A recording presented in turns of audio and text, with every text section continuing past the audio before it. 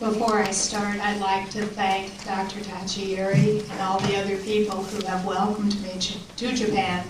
This is my first time I've been here, and I've had a wonderful experience. 私の講演を始めます前に、立入先生はじめ関係者の皆様に、私が日本に着きましてからいろいろとおもてなしいただいておりますことにお礼申し上げます。私にとって初めての来日ですが、大変楽しませていただいております。Before I start my formal presentation, I wanted to show you some of the children in the School for the Deaf where I work. The videotape takes about 10 minutes, and I'll just be making a few comments as we go along. スライドのご説明に入ります前に10分ほどのビデオをまず見ていただきたいと思います。私が担当しておりますろう学校の子どもたちの様子を示すビデオです。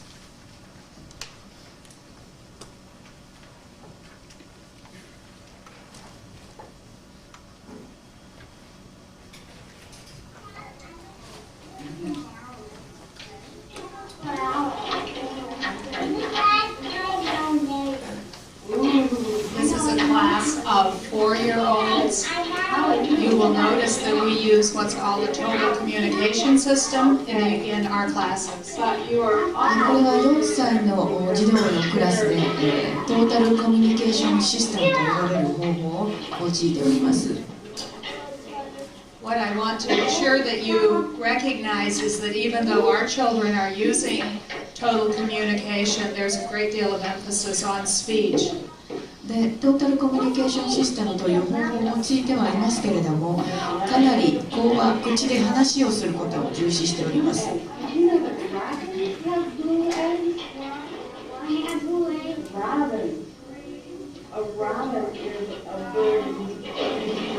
You'll also see this youngster is using a FM system, which we do use with most of our children in our deaf program. そして、ビデオを見ていただいてお分かりのように FM 補聴器を多くの子どもたちが使っております。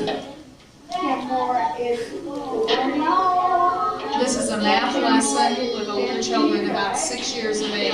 で今見えているのは6歳の児童の数学の算数の時間です。The little girl in the middle has a cochlear implant. で真ん中の女の子は人工内耳をしております。The other children wear powerful hearing aids. で、他の子どもたちは補聴器をつけています。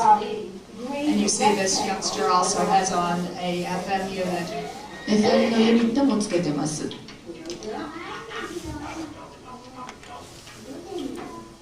I believe on this day they were learning to count by tens. で、10まで数えるということをやっています。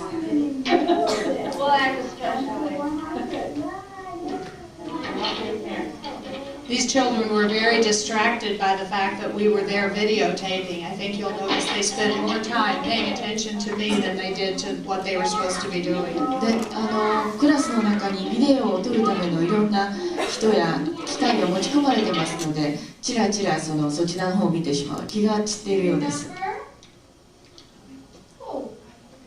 These are very young children who are profoundly deaf. The little boy on the left is also multiply handicapped. で、幼い子どもたちですが、かなりの重度の難聴で、それからそれ以外の障害を抱えている男の子が映っています。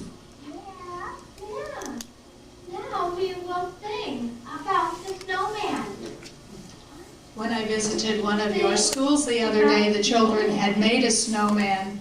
In this particular case, we have a lengthy explanation of a snowman and a song, so I apologize for the length.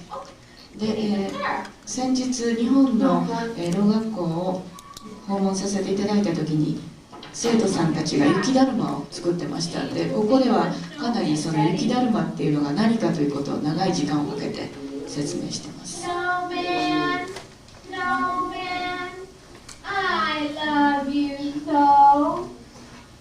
I also want to point out in here that the teacher's aide is deaf.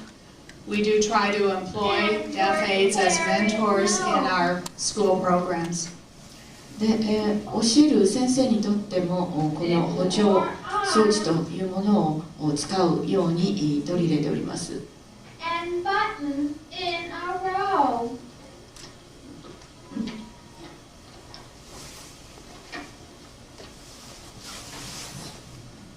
Snowman, snowman, I love you so. Here comes the sun. Oh, the sun's going to melt the snowman. で、お日様が出てきて雪だるまが溶けてしまうというシーンです。What happened to the snowman? Wow.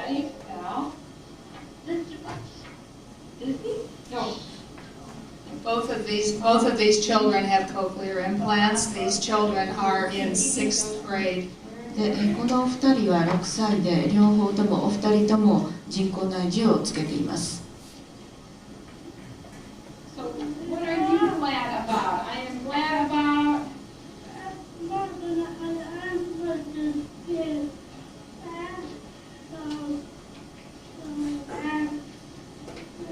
The little girl who was just talking was adopted from Russia when she was 5 years old and has only been implanted about 3 years.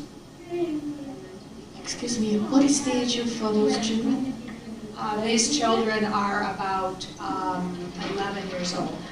ごめんなさい、11歳で、今さっきお話をした女の子は5歳の時にロシアからアメリカに、養子として、連れられてきて、人工内耳は入れてから3年経っているという人たちです。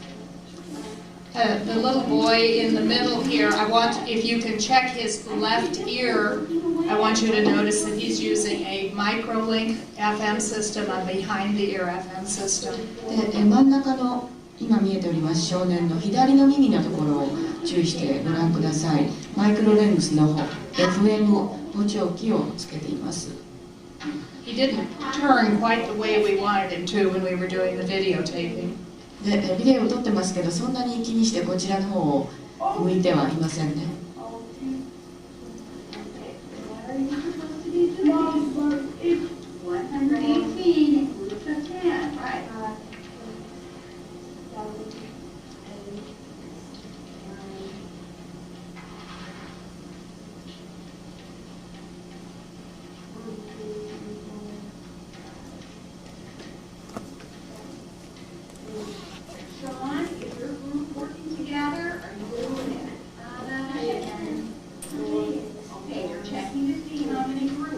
About 30% of the children in our school have cochlear implants. We have found them to be just a miracle for many of our kids. で、このろう学校の 30% ぐらいの子どもたちが人工内耳をつけております。非常に奇跡的と言っていいほどの効果をこれらの子どもたちにもたらしています。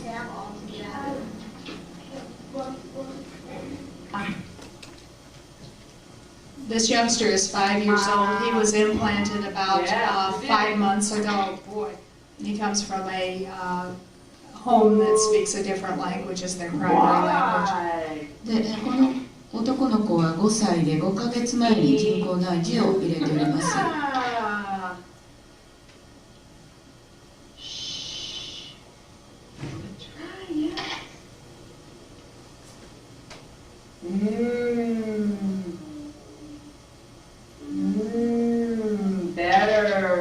The teacher is a speech pathologist. で、先生はスピーチ言語療法士というんでしょうか、スピーチパソロジストです。Nothing? Again.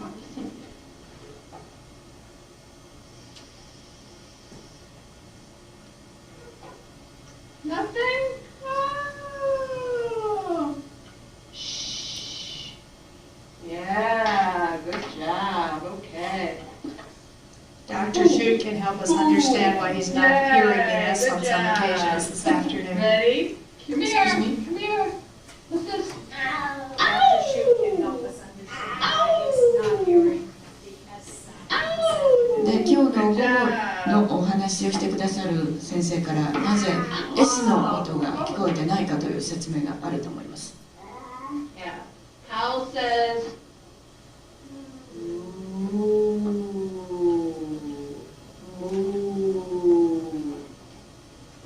Yes. Boo.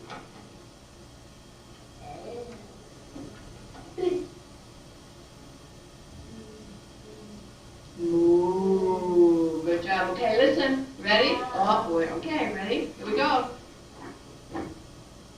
Ow! Yeah! Ow! Ow! Good boy! Good. All right, well, on Monday. You're right, tomorrow is Saturday. All right. Today we are going to practice adjectives, and we're going to do it in a different way. These are 9-year-old children, Fiona. and they are in the middle of a language lesson. で9歳のクラスでこれは国語の時間です。Thank you, Fiona. All right, Keith, can you tell me where one noun is in that sentence? Come and circle one noun.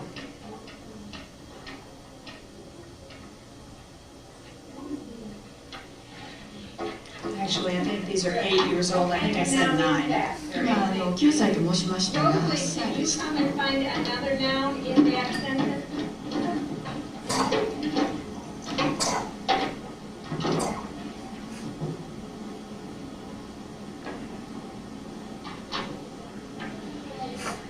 Good. What kind of a noun is that? It's a thing. All right, good.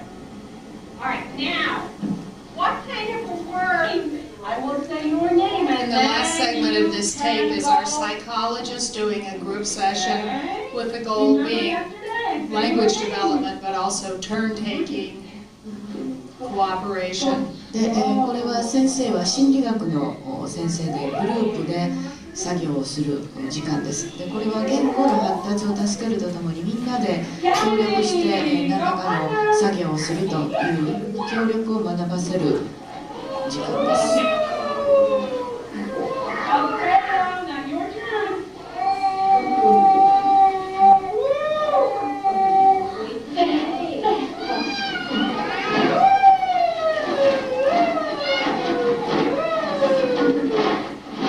I think we can stop. Okay. じゃあテープはこれで We'll stop the videotape now. ビデオはこれで結構 We'll で come す。 back to this part later. で、後で後半見ていただく時間があるかと思います。I hope that gave you a flavor of the schools, at least where I am, in northern Illinois. イリノイの北部で私が担当しておりますろ学校の風景を見ていただきました。大体学校の生活がどういうものかということを垣間見ていただければ幸いです。I would be happy throughout my talk to take any questions if people have questions.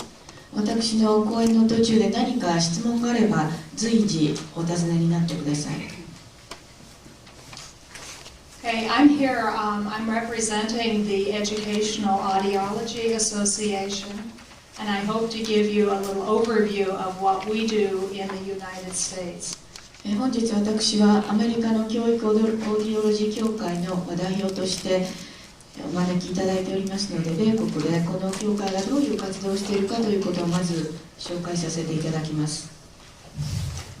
We recognize that the services of clinical audiology are critical to all students, and all of our audiologists are initially trained as clinical audiologists.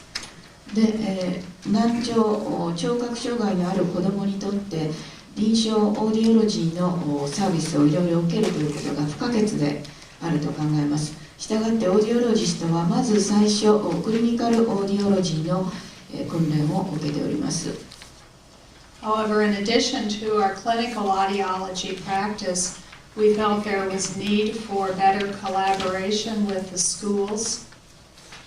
そしてクリニカルオーディオロジーとして私たちがすることだけでなくて、学校とより良い協力関係を結ぶ必要があると、連携を結ぶ必要があると認識しております。We feel it's very important to make listening accessible for our hearing impaired children and educating the school personnel to achieve success. そして、聴覚障害のある児童がより良い状態で聞こえを発達させることができるように、教育担当者にも私たちから教育啓蒙活動をしてまいりたいと考えております。Comprehensive audiology services include prevention, identification, assessment, rehabilitation. そして総合的なオーディオロジーのサービス、仕事の中には予防、それから発見すること、検出すること、評価、リハビリテーションなどが含まれています。Follow-up of the children. それから児童のフォローアップ。Working with various equipment and materials, working with the administrators, as well as evaluation and research. そしてさまざまな補聴器などの装置を使う、またいろんな教材、材料を扱う、学校の管理者と連携を持って仕事をする、また評価のための研究を行うなどの仕事も含まれております。We go to the next slide. 次のスライドお願いします。Our basic goal for our services is to provide a safety net to ensure that our students achieve a successful outcome.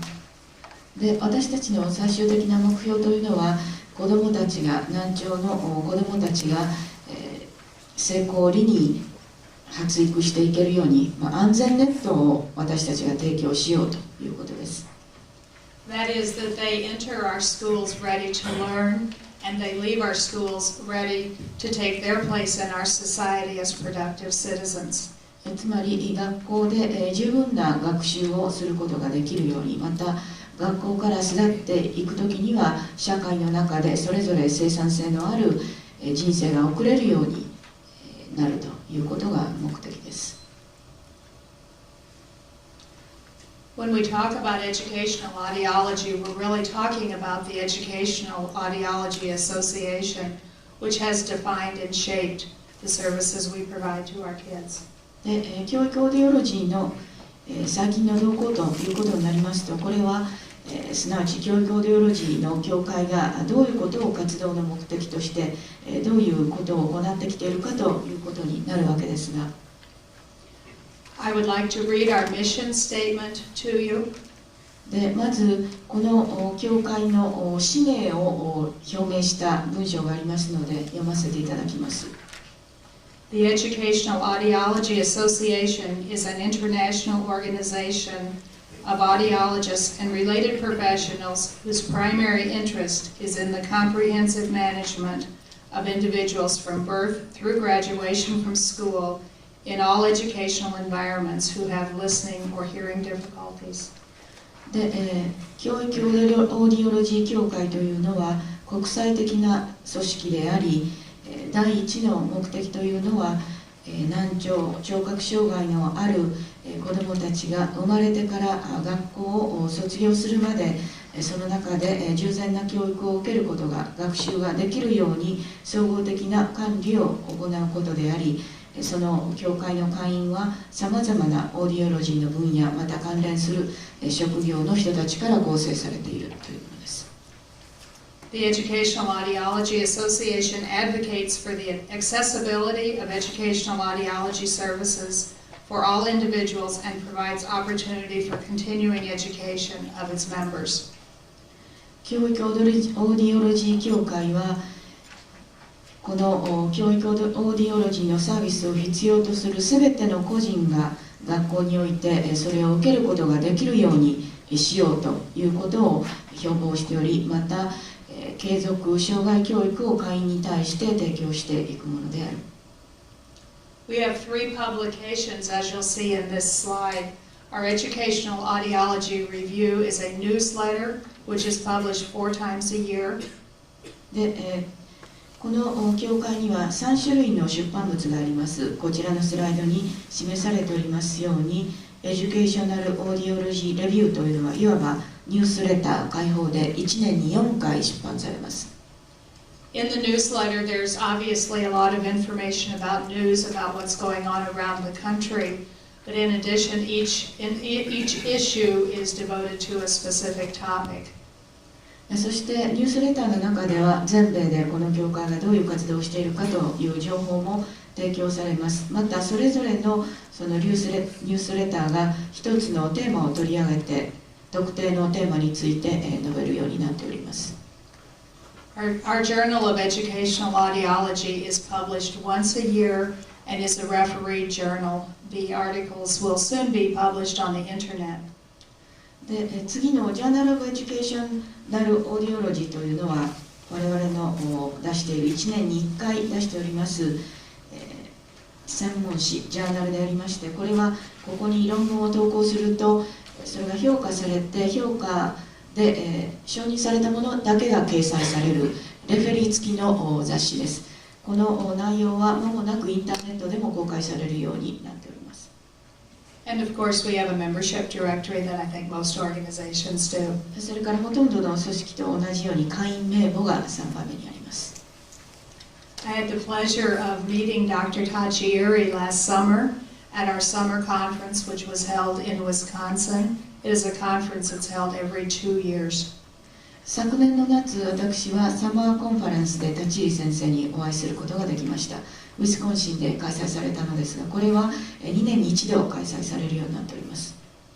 This conference, of course, is an educational opportunity, but is also a wonderful opportunity for networking. で、このサマーコンファレンスはもちろん参加する人たちの教育に役立つものですが、また人脈作り、ネットワーク作りにも役立っております。I hope you all will, in a few weeks, visit our new website, which is not up yet, but this is the address of our old website. They will be the same address. で、数週間のうちに新しいウェブサイトが、教会のウェブサイトができます。今お手元にありますのは古い方ですけれども、新しいウェブサイトにもぜひ、訪れていただきたいと思います。アドレスは同じですけれど。Our listserv is for members and would be very, very happy to have many of you join us. We have a number of international members now, and we value the input from members around the world. で、この教会は国際組織で、米国以外の、国際的なメンバーの方が何人もいらっしゃいまして、そういう海外の会員の方からいろいろなインプットをいただくことは大変価値が高いと認識しておりますので、ぜひ皆様も会員として理解していただければと思います。In addition, we have representatives in each state whose job is to promote educational audiology within the state, and we're also developing affiliate chapters for providing continuing education and other activities.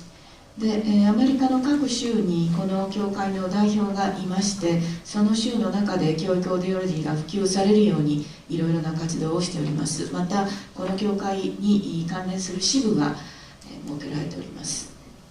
Okay, the next slide, please. We do have several, we have an award called the Frederick Berg Award, which honors people who have made contributions to our field of educational audiology.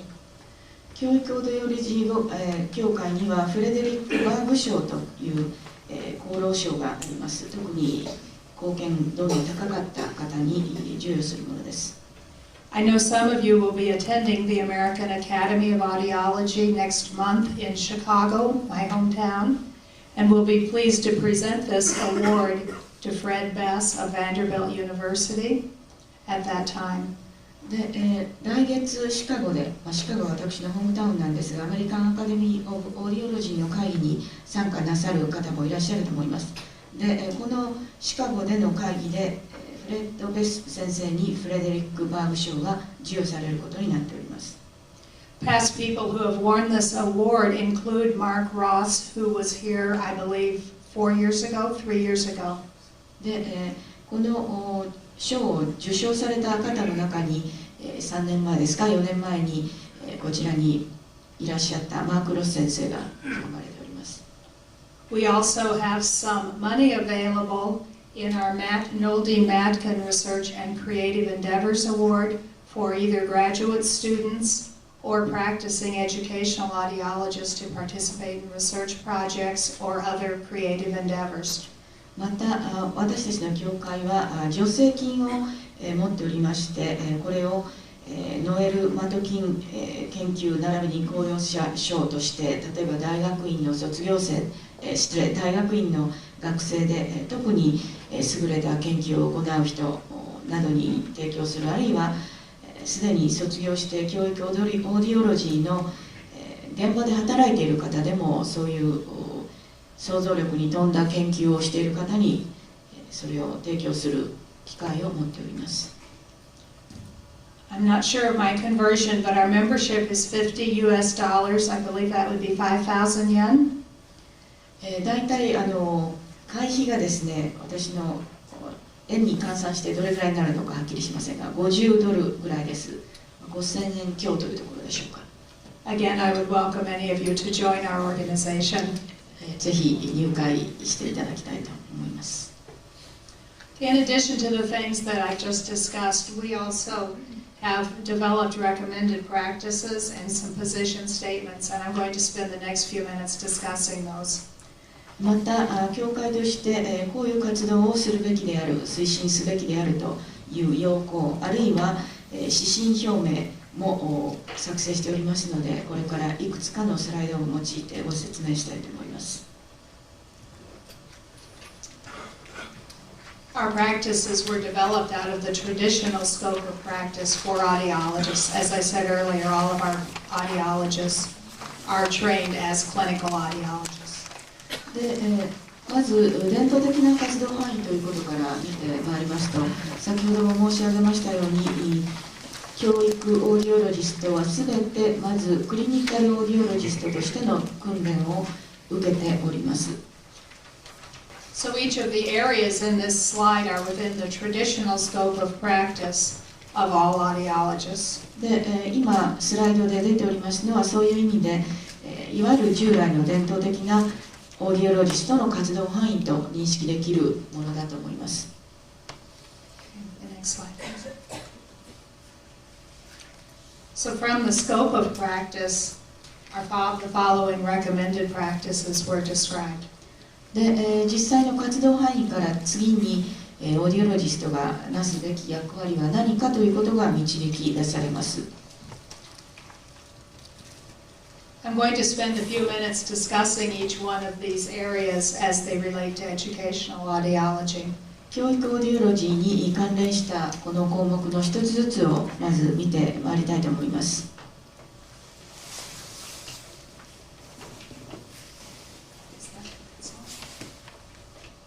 That's number 10. I should be number 10? Okay, I didn't know the logo was still on that slide. Okay.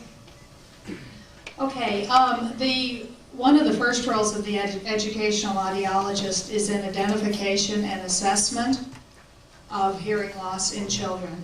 で、教育オーディオロジストのなすべき役割の第一のものといいますと、聴覚障害のある子どもを見つけ出して評価をすると、発見して評価するということです。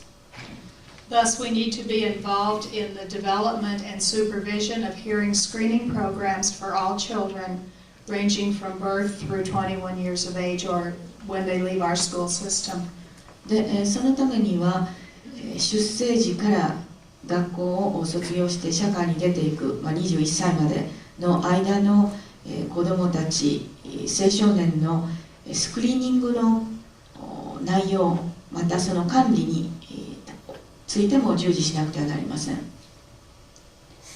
After children participate in a hearing screening program and have not passed the screening in that program, it's our responsibility to help with appropriate referral and follow-up. で、子どもが聴覚スクリーニングを受けて正常でないということになれば、健聴者でないということになると、その後適切なサービスが受けられるように、それぞれの子どもたちをフォローアップしていかなくてはなりません。また適切なところに回していく必要があります。In the United States, about 70% of the states have mandated hearing screening. That means mandated by law, and many others have recommended guidelines for hearing screening. 米国ではすべての州のうち 70% の州で聴覚スクリーニングを法律によって義務付けております。法的に義務付けられていない州でも、聴覚スクリーニングを行う方が望ましいというガイドラインは設定してあります。And I don't know if I said it or not, but that's for screening within the public school system. でこれは公的なその学校のシステムの制度の中でそのスクリーニングを行うようにという、義務付けです。Additionally, about 50% of our states have now passed legislation for screening newborns for hearing impairment. また新生児の聴覚スクリーニングも州の 50% で現在法律によってそれを義務付けようとしております。I understand that hearing screening of newborns will be effective here in Japan 日本でも in the next 2005. 2005年ぐらいまでには4年ぐらいまでには日本でも新生児の聴覚スクリーニングが実施されるようになると伺ったと思いますが。In addition, of course, to the screening, the children who fail screening need to be seen for appropriate audiological follow-up and assessment and follow-up. でこのスクリーニングで、引っかかった子どもたちはその後の適切なオーディオロジーの評価またフォローアップをしていかなくてはなりません。Thus, of course, we also provide that type of service in the schools, as I have seen that you all do also. で日本でもそうだと思いますが、これも学校の制度の枠組みの中でそういうサービスを提供しております。And as a collaborative team approach, audiologists participate in evaluations of central auditory processing. また聴覚中枢処理の評価ということにもオーディオロジストはチームの一員として協力しております。One of the major areas that many educational audiologists participate in is in hearing aid evaluation, and we feel that those evaluations need to be based on a solid knowledge of the technology and the appropriate fitting strategies. で教育オーディオロジストが従事している重要な役割の一つに聴覚補聴についての評価があります。でこれはオーディオロジスト自身が十分な補聴器についての技術的な知識を持ってそれに基づいて行わなくてはなりません。Testing should include probe tube measurements, real ear measurements, and I know again that's been being done in many of our in your schools here. で私たちの学校でも行われていますし、日本でもそうだと思いますけれども、十分な測定を行うことによってその評価テストはしなくてはなりません。Of course, I also still continue to feel that speech perception measures are critical in validating the appropriate use of amplification. でどういう補聴がどの程度必要かということを評価するには、スピーチ発話をどの程度認識できているかということの測定がスピーチパーセプションの測定が大変重要だと思います。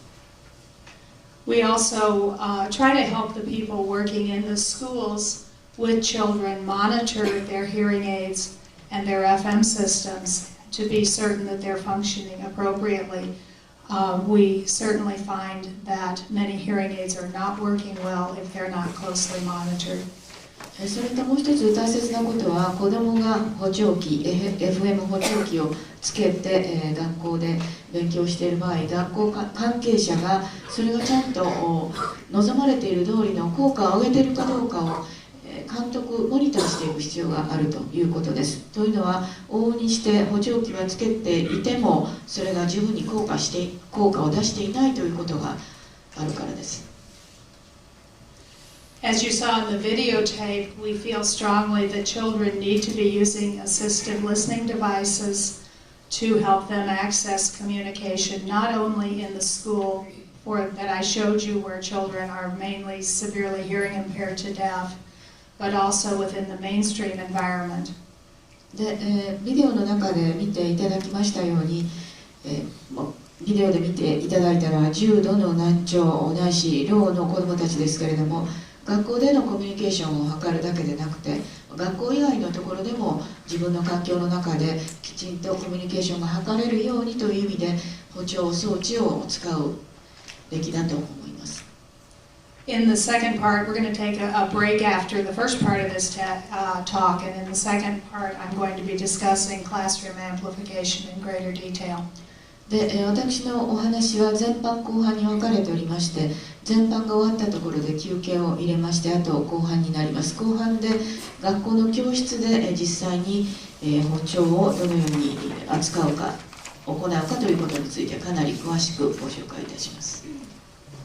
Okay, as I'm sure all of you would agree, one of our major responsibilities is referring for appropriate medical management as well as for appropriate educational assessment. で、教育オーディオロジストは、聴覚障害があるということが見つかった場合には、医療機関へまた教育機関へその児童を紹介して、両方の面でのフォローがなされるようにしていかなくてはならない、これが重要な役割だということについてはどなたも賛成してくださると思います。We spend a great deal of time working with the students, with the teachers, with the parents, of course, in helping them understand the hearing loss and the implications of hearing loss on their educational functioning. で、私たちはかなりの時間をかけまして、難聴のある生徒とその先生、またもちろん両親と話をして教育を受けていく上で難聴ということがどういう意味を持っているのかということを理解してもらうようにいたします。As part of this, of course, we're also recommending the use of other types of assistive technologies in addition to the hearing aids and FM systems, such as, of course, alarm clocks, captioning on TV, and things like that. で、また補聴システムとしてただ FM 補聴器だけではなく他のタイプの技術も活用するということを進めております。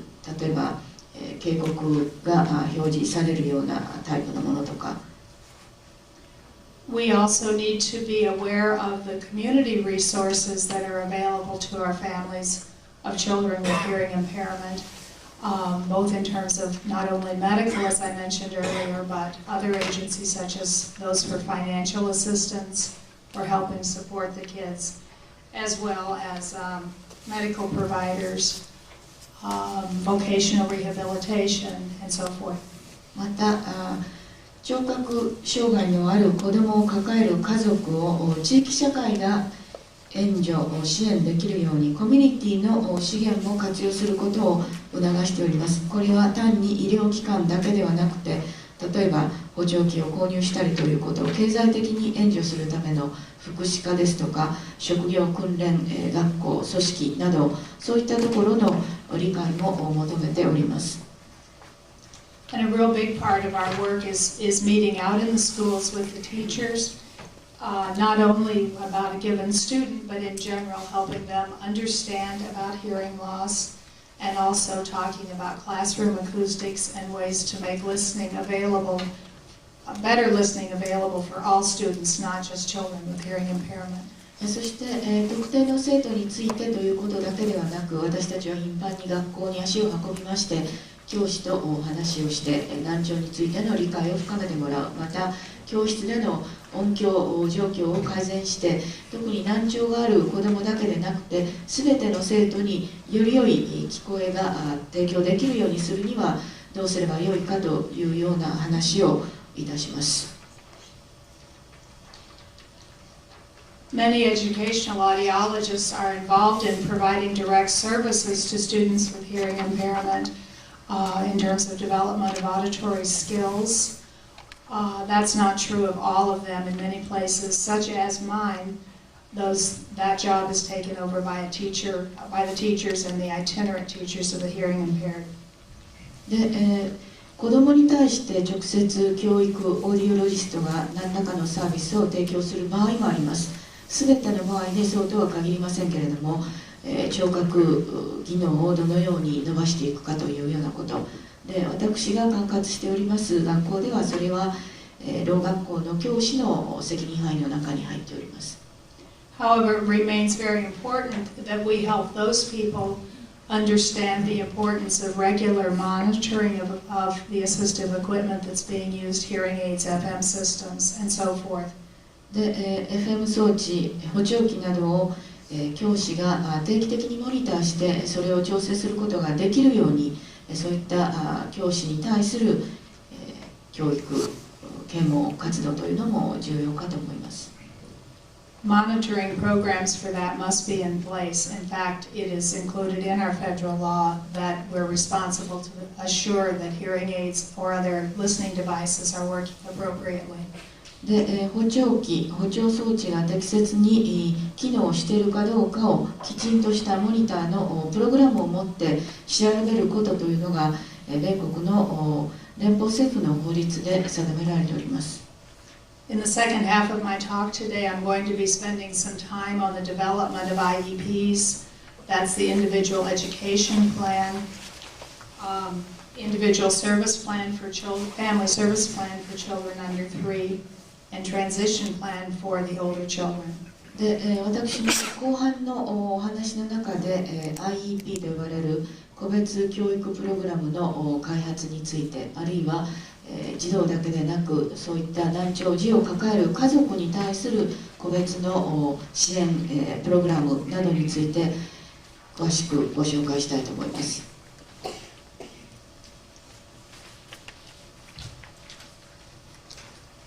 I'm on 14. 次17の Thank you. I forgot to check. I apologize. I forgot to check the スライ numbers. ドのナンバーが出なかったかもしれないです。I'm sorry, but I can't read my own slides. スライドの日本語が読めませんので、ちょっと何番のスライドかわからなかったもので失礼しました。The educational audiologist also must be involved in developing hearing conservation programs in the schools.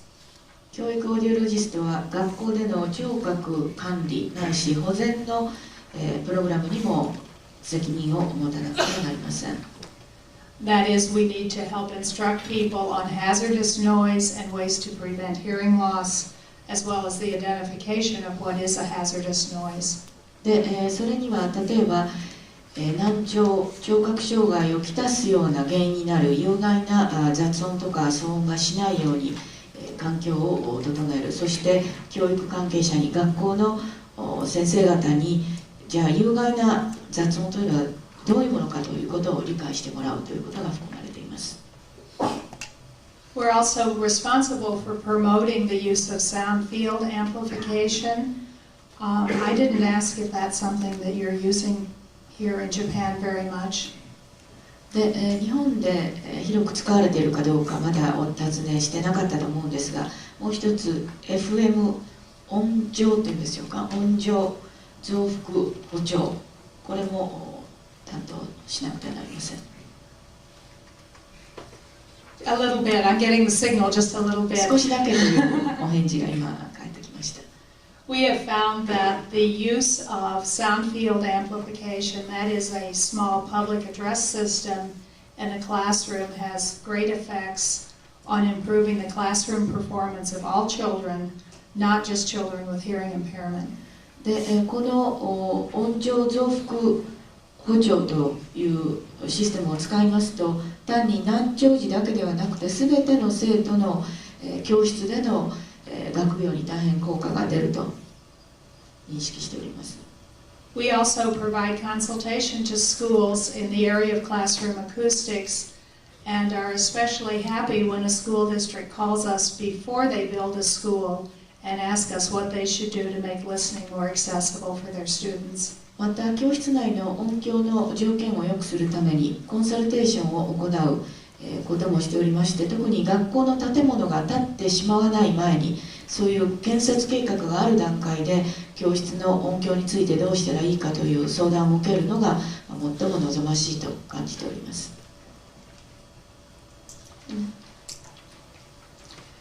Another important help that we have in our school, in many of our schools, are support people to help us carry out some routine tasks, and it's our job to train those people and that they are responsible to us for what they're doing.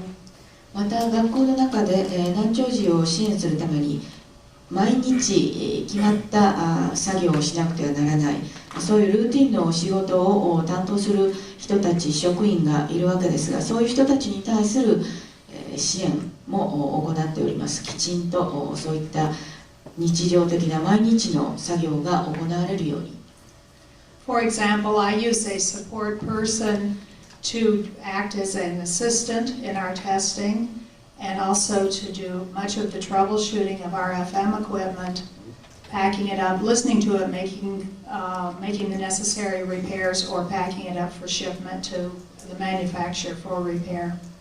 で、私の場合にはそういう学校の、担当者を例えばオーディオロジストが何かの試験をするときにアシスタントとして手伝っていただく、あるいは FM 装置が具合が悪いというときにメーカーにそれを返送して修繕して送り返してもらうというような作業を行ってもらっています。Like all audiologists in all settings, we're also, of course, responsible for assuring that our own equipment is functioning properly and that calibration procedures are undertaken regularly. で、そういった補聴器のメモリ合わせ、またそれが、きちんと機能しているかどうかということを定期的に、検査するというのも私たちの責任の範囲です。Of course, also like all audiologists, we have to be real careful that our records are kept up very well. それから記録をきちんと取って保管しておくということも当然ですが重要です。And some of us are involved in hiring of staff, supervision of staff. またスタッフを雇用する、またスタッフの管理を行うことに責任を持っているオーディオロジストもいます。And probably my very least favorite area, which is preparing budgets. それから何とか予算を調達するということは私にとって一番大変な仕事なんですが、それも入っております。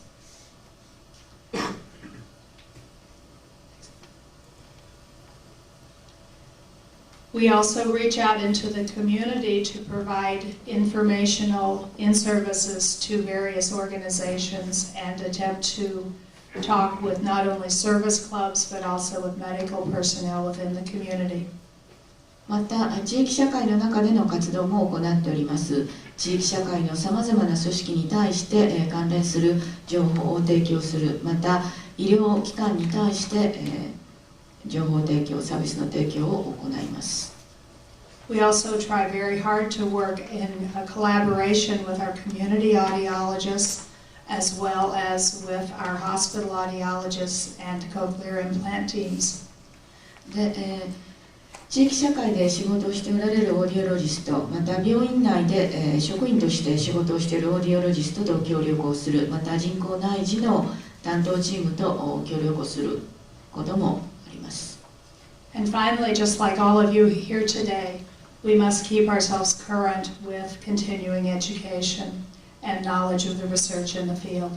また今日皆さんがこの会議に出席なさっているようにですね、私たちも継続的に新しい情報を得る、また研究の成果を知るためにそういった継続教育の機会をできるだけ増やす努力もしております。Do you all have the term in here, the different hats you wear? で、日本では二足のわらじを履くとか言いますが、英語ではそれをいろんな帽子をたくさんかぶるというふうに言うんですね。で、この漫画ではいろんな帽子が書いてあります。We need to be able to educate people in the community regarding the laws that are really responsible for our services. We act as counselors to many of the teachers and students. で、いろんな役割がある、いろんな帽子をかぶらなきゃいけないということで、まず教育者として、それから教師、そして、生徒に対するカウンセラーとしての役割も果たさなくてはならない。As service coordinators, we need to be aware of the responsibilities of all the other people who also work with the children so that we can collaborate with them. それからサービスコーディネーターとしては子どもの教育に携わる他の職業の人たちの責任分野範囲がどれだけでそれをどのように調整していくべきかということも認識しなくてはなりません。We need to be able to develop good relationships with all these people as well as with other people in the communities in order to best meet the needs of our children with hearing impairment. 難聴の子どもたちに最善の彼らが持っているニーズを最善に満たすためにそういった関係者と良好な関係を保ち続ける必要があります。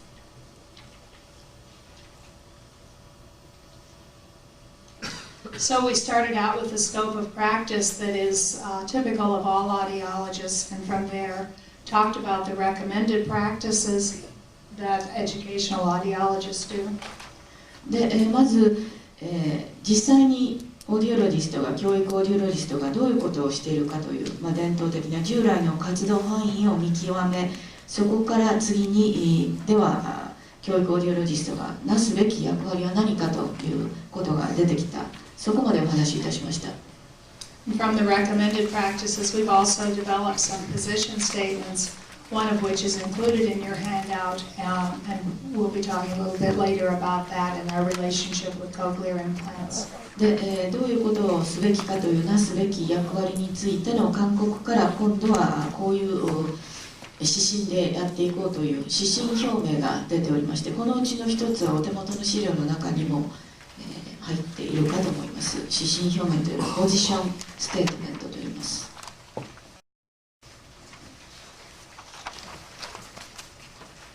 So as you see, we went from the fairly broad scope of practice down to the car practices and our recommended guidelines. で、この三角形の一番上の広い辺、これが役割と活動について、そこからだんだんと絞り込んできまして、指針表明、そして、実際にこういうことをすべきであるというガイドラインが出てきます。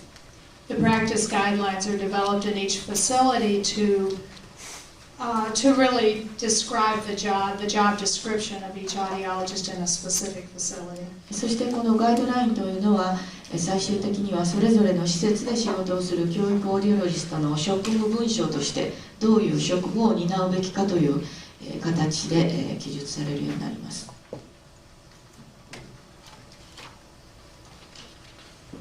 When we're talking about children with hearing impairment, it's important to distinguish the prevalence of hearing impairment versus the hearing impairment that has educational significance. で、聴覚障害児の数のことを考える場合には、疫学的に出てくるプレバレンス、発生率と、それからその中で教育に影響が出てくると思われる程度の難聴を持っている子どもたちの率、これを考える必要があります。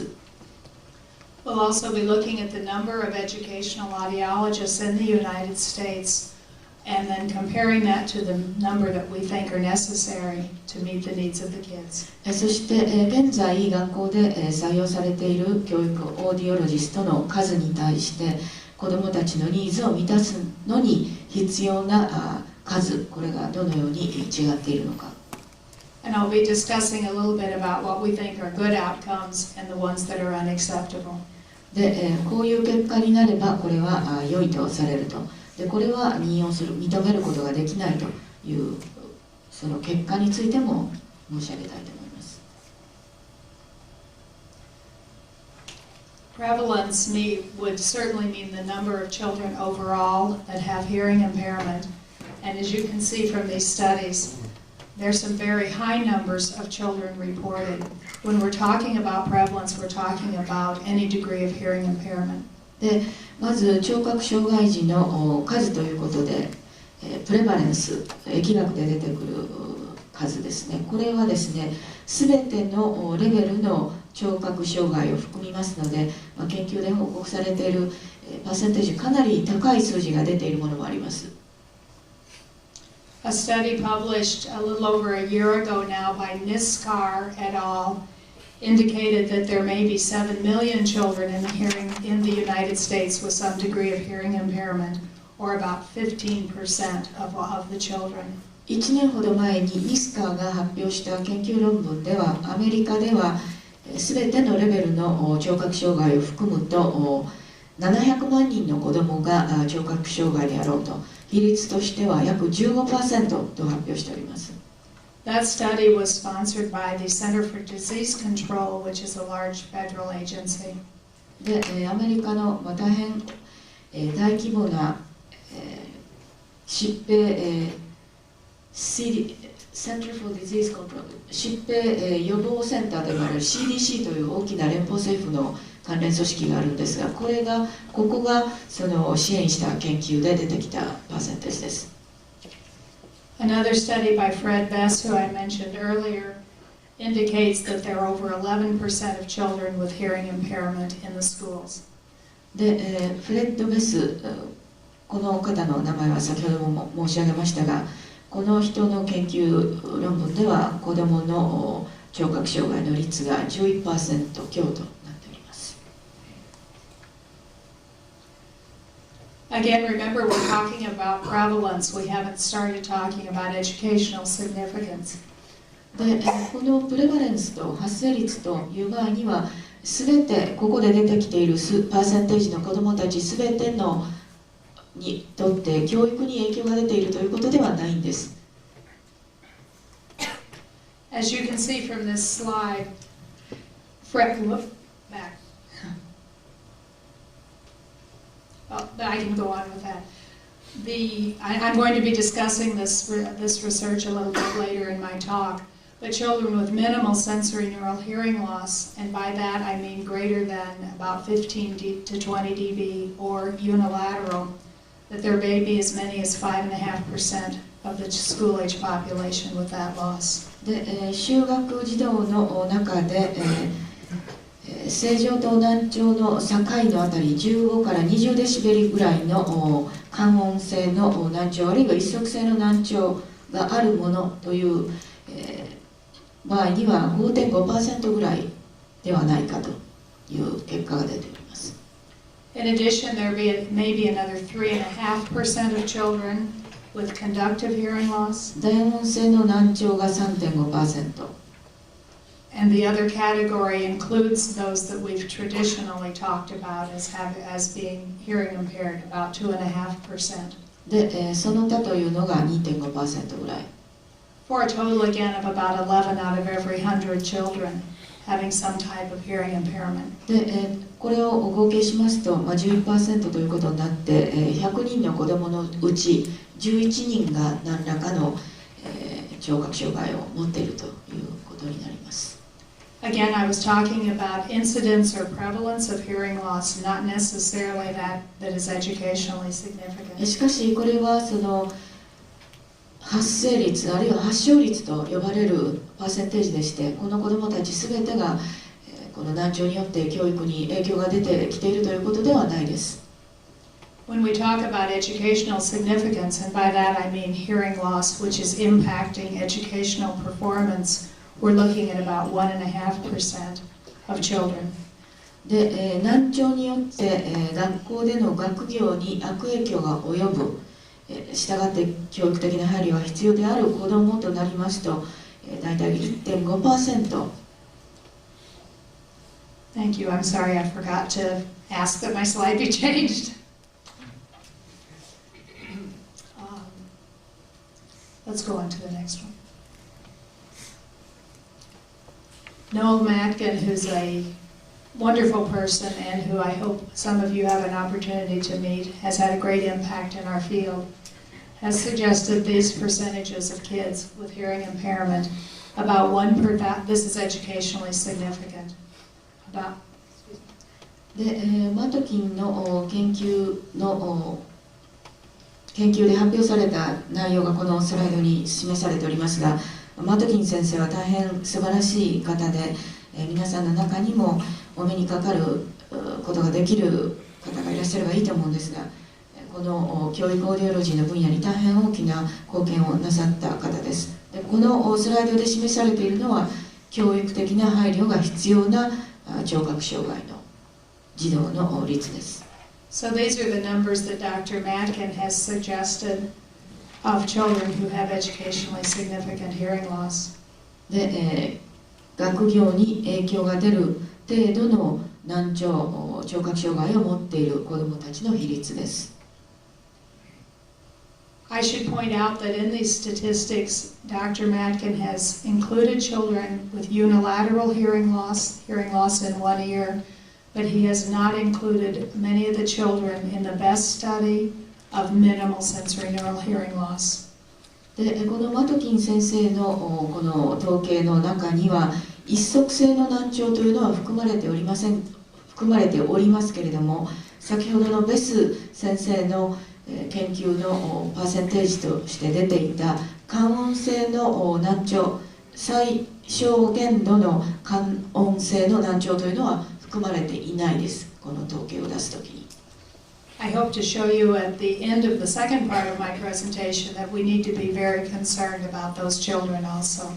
で、後半の私の話の最後に申し上げますけれども、今申し上げたような分類の子どもたちも配慮が必要であると、重要であると思います。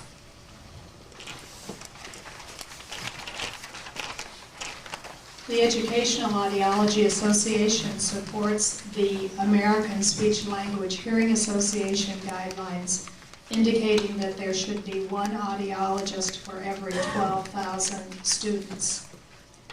で、アメリカオーディオロジスト協会はアメリカスピーチランゲージアソシエーションが出しております1万2000の聴覚障害児に1人の失礼しました、1万2000人の子どもに1人のオーディオロジストが必要であるという比率を私たちも、奨励しております。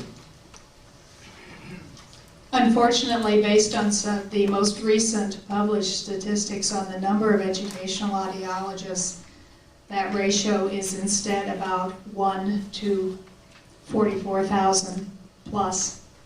で、最新のこの教育オーディオロジストの数についての、統計を見てみますと、残念ながらそのような望ましい比率ではなくて4万4000人に1人という比率になっています。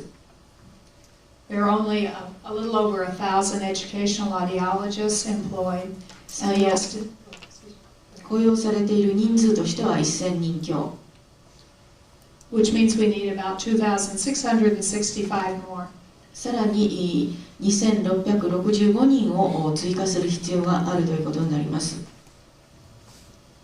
And I think it's important to recognize that this does not include, these statistics do not include the children in the birth to 3 population.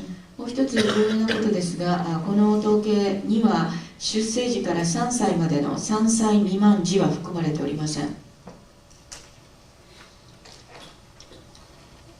I talked a little bit earlier about acceptable or mentioned acceptable versus unacceptable outcomes. で、どういう結果が出ればそれは成功とみなせて、どういう結果は認められないか、任用できないかという話を、先ほどいたしました。We are hopeful that the provision of educational audiology services such as I've described will help prevent these unacceptable outcomes. で、教育オーディオロジストが学校で難聴児にさまざまな支援サービスを提供することによってこのスライドに書かれているような状況を防ぎたいと思っています。We're extremely concerned about, of course, about the children who do not finish high school, who drop out of high school.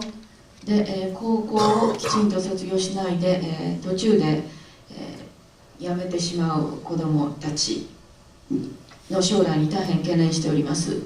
中退者ですね。And then those that go on to college have a dropout rate that is about double the average dropout rate for other college students. それから、大学に進んだ場合も大学を中退してしまう率が一般の健聴者の率の2倍になっていると言います。Some of this unacceptable dropout rate in college and maybe even in high school may be that students are not aware of their rights and of the various accommodations that can be made for them.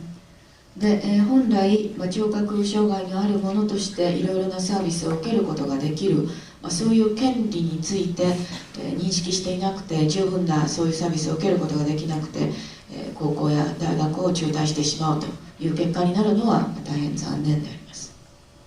Of course, dropout from high school or dropout from college, as well as undereducation, certainly leads to chronic underemployment. で、高校や大学を中退してしまうということは、さらにその失業状態になることが多いということを意味しています。So what are our desired outcomes? で、望ましい結果というのはどういうものか。We hope to help our hearing impaired children gain access to the learning environment. で、聴覚障害児が学習環境、自分にふさわしい学習環境を得ることができるようにする。Given the appropriate accommodations and support services, they will achieve their educational or their academic potential. で、そういった適切な環境やサービス、支援を受けることによって、各自の本来の能力に基づいて、学業の成果を上げることができる。We feel that peer relationships are often overlooked, and I haven't really talked about that today. それから第3に同年齢の自分の仲間との関わり合いも形成できる。で、人とここには書いてありますけれども、特にその同年齢の子どもたち、仲間との関わりの形成が重要ですが、見逃されている場合が多いと思います。Briefly, studies have shown that deaf and hard of hearing children have fewer friends than their siblings. で、研究の結果によりますと、健聴児に比べて難聴、ろうの児童は友達の数も少ないという結果が発表されています。And I think we all know how important having friends is to children. 子供にとって友達、仲のいい仲間がいるということがいかに重要かということはお分かりだと思います。Fourth, we feel that children need to learn how to advocate for themselves. それから第4に子どもたちが自分の権利、立場をきちんと主張、擁護できるようにすること。If they learn to advocate for themselves when they're in school, they will learn to advocate for themselves as adults. で、学校で勉強している間だけでなく、卒業しても社会の中でそういった自分の立場、権利の主張、擁護ができるようになる。And we need to help our children plan for what they're going to do when they get out of school. それから学校から学校を卒業して社会に育つときにちゃんと準備ができている状態になる。So what about our safety net? で、私たちの安全ネットというのはどういうことか。We're interested in developing a safety net that will keep our children with hearing impairment from falling through the cracks. で、難聴児が下に落っこちてしまわないような安全ネットを私たちが提供しようということなんですけれども、We want to prevent the undesirable outcomes of undereducation and underemployment. 十分な教育を受けられないことで十分な雇用の機会がない、そういった望ましくない結果が出ないようになんとかそれを食い止めたい。The basic strands of our safety net reflect our commitment to our students' success. で、この安全ネットの一番中核になっているのは私たちがこの目標に向かって真剣に取り組んでいると、コミットメントしているということです。The educational audiologist is in a unique position to ensure that all persons working with a student with hearing impairment have the necessary information for working with that student. それから難聴児の教育、また学校での生活に関連するさまざまな人たちが適切な情報を共有しているようにすること、これも教育オーディオロジストのユニークな役割です。That is, in an understanding the impact of the hearing impairment, the classroom acoustics, and the benefits and limitations of amplification.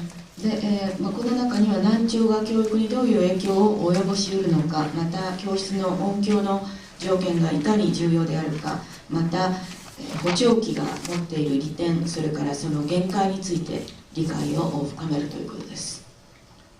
The educational audiologist is also a good person for developing support from outside of the school walls. また学校の外の地域社会から支援してくれる人、組織を見つけてくるということも重要な役割です。The educational audiologist serves as a community liaison with the different organizations and agencies that will be working with children with hearing impairment.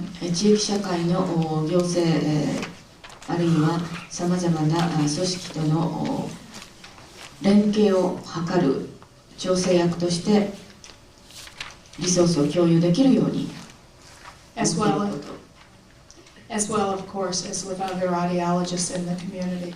それから地域社会で仕事をしている他のオーディオロジストとの協力連携も重要です。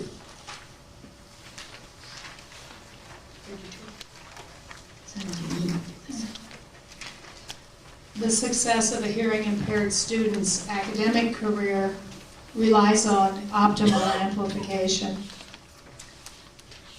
難聴児が十分な学業の成果を上げることができるかどうかというのは、補聴のシステムが効果を上げているかどうかということによります。That is, of course, except for the family that has chosen a different path than amplification. また、それをどういう手段で達成するかということは、それぞれの家族が決めていくことですけれども、The educational audiologist assumes responsibility for the provision and maintenance of appropriate amplification. そして、補聴の装置の適切な管理・維持も教育オーディオロジストの責任です。So when all of our strands of the safety net are strong, it is much more likely that desirable rather than undesirable outcomes will result.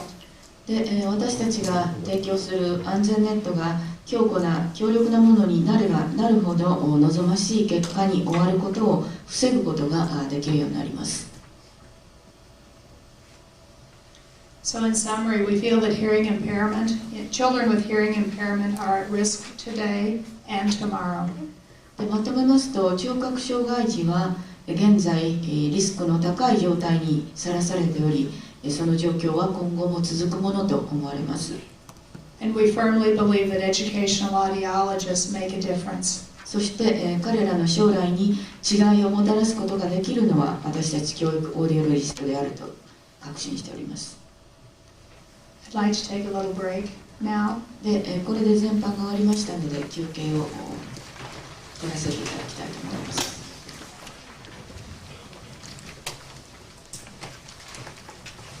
それでは10分。 Go on to the next slide. I'm going to spend the rest of my talk briefly touching on several different areas as noted on this slide. こちらのスライドに示されておりますように、いくつかの違ったポイントについて後半はお話ししてまいります。The first topic I'm going to be discussing is communication options available in the United States for children with hearing impairment. まず第一は、米国で難聴児のために提供されているさまざまなコミュニケーションの方法です。In your handout, you'll find an article that talks about all the different options in much greater detail than I will be talking about today. で、お手元の資料の中にコミュニケーションのそれぞれの方法については詳しく記述した資料がお手元に入っていると思いますので、こちらをご参照くだ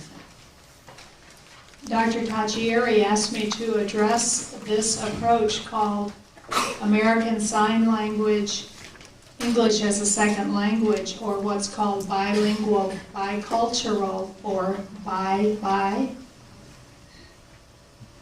で、立入先生からこの点も紹介してほしいという要請があったんですけれども、アメリカ手話、アメリカンサインラングージというのがありまして、難聴児にとってはこれが第一となり、英語が第二言語として学ばれるバイリンガルとかバイカルチャラル、バイのアプローチと呼ばれる手法があります。I emailed back and said this is the one I'm least familiar with, but I'll try to tell you what I can about it. で、E メールで最初立入先生からご連絡そのようにいただいたんですが、私がいろいろ知っている中で、この ASL というのは一番自分の知識が少ない部分なので、ということを申し上げました。This by approach is used primarily in schools for the deaf in the United States and is a combination of American Sign Language as the primary language for instruction, with English taught primarily in the written form. で、このバイアプローチと呼ばれる方法というのは、まず難聴児、ろう者の児童が勉強するときにこれを第一言語として学びます。 ASL をで、英語は第二言語として、特に文字に書かれた言語として学ばれます。 American Sign Language has its own grammar and syntax, quite distinct from the English language.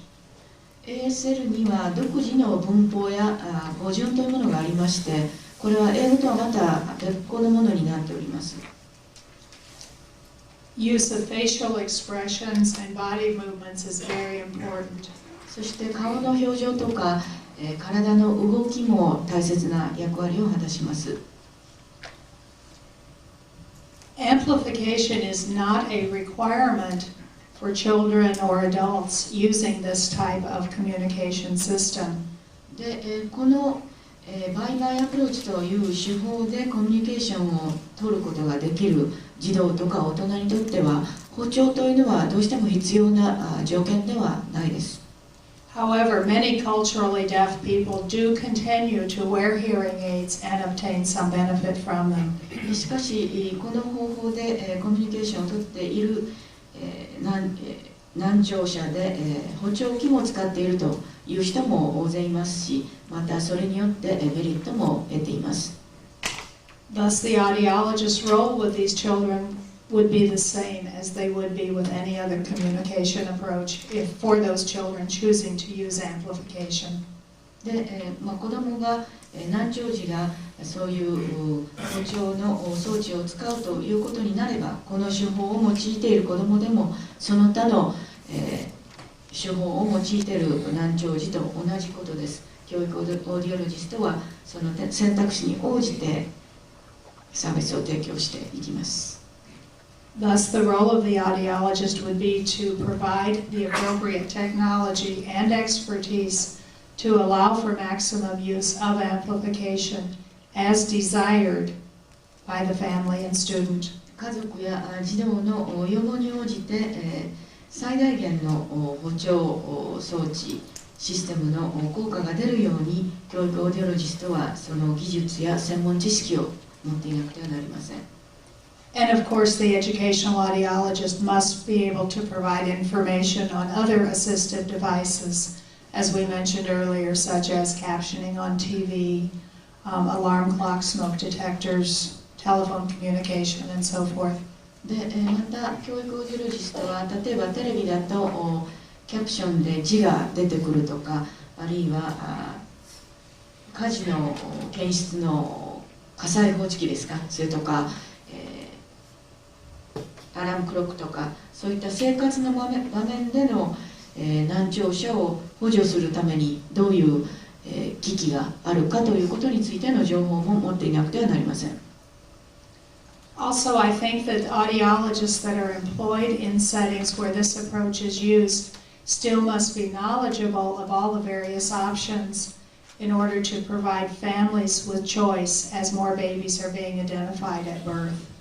で、仮にオーディオロジストが仕事をしている施設、組織でこのバイバイアプローチを用いていても、オーディオロジストはその他にどういう選択肢があるかということも十分に知っていて、家族にこういった選択肢があるということを教えてあげることができなくてはなりません。スクリーニングによってますます多くの子どもが新生児も含めまして難聴が検出される確率が高くなるわけですから、さまざまな選択肢を熟知している必要があります。In the auditory verbal approach, the philosophy is that it is the right of children with all degrees of hearing loss to have the option of developing their abilities to listen and communicate using spoken language while growing up primarily within the mainstream environment, not within the special education environment.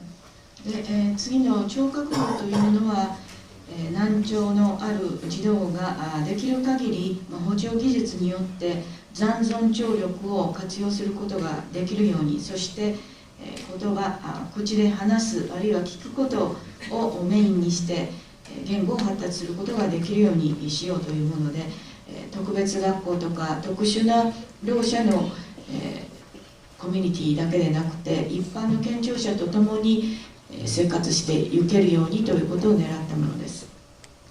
Again, it's the audiologist's role to be certain that we're providing the most appropriate amplification for the student using this approach. でこの手法を採用する児童にとって補聴装置が最適な効果を発揮しているようにすることがオーディオロジストの責任です。Audiological management is ongoing to ensure the maximum use of residual hearing is made through the appropriate technologies, whether that's hearing aids, FM systems, or cochlear implants. 補聴器であれ、FM 装置であれ、人工内耳であれ、そういった補聴技術を駆使することによって、その児童が残存聴力を最大限に活用できるように管理・監視していくことが重要です。The primary difference between the auditory verbal approach and the oral approach is that the child is not encouraged or required to depend upon lip reading. で、この聴覚法とそれから読話・読心法の違いというのは、子どもたちは聴覚法で、学習して教育を受けているときには、読心術についてはあまりリップリーディングするようにということは強制されないというところです。The child learns to listen first and certainly can watch the speaker, but that is not the item that is stressed. で、もちろんリップリーディングもいいんですけれども、子どもたちに最も要請されるのはちゃんと聞けるようになること、聞くことです。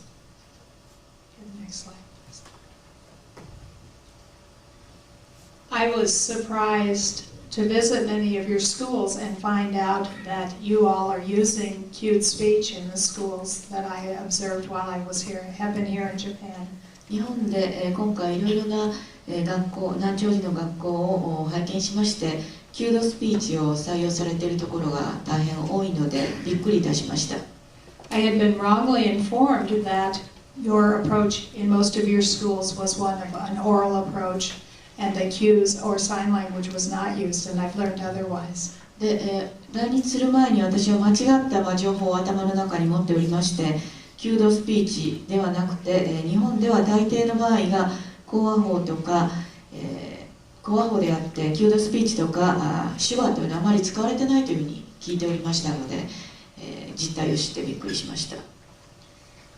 In English, in American English, the vowel sounds are in different locations around the mouth, and there are 8 different shapes of the hand for the consonants, which are placed with the appropriate vowel. で、アメリカ英語あるいは英語で、母音というのは、下の位置が口の中でいろいろ違ってきます。それから子音を表す手のサインが8つあります。それを組み合わせることによって手話というのは成り立っております。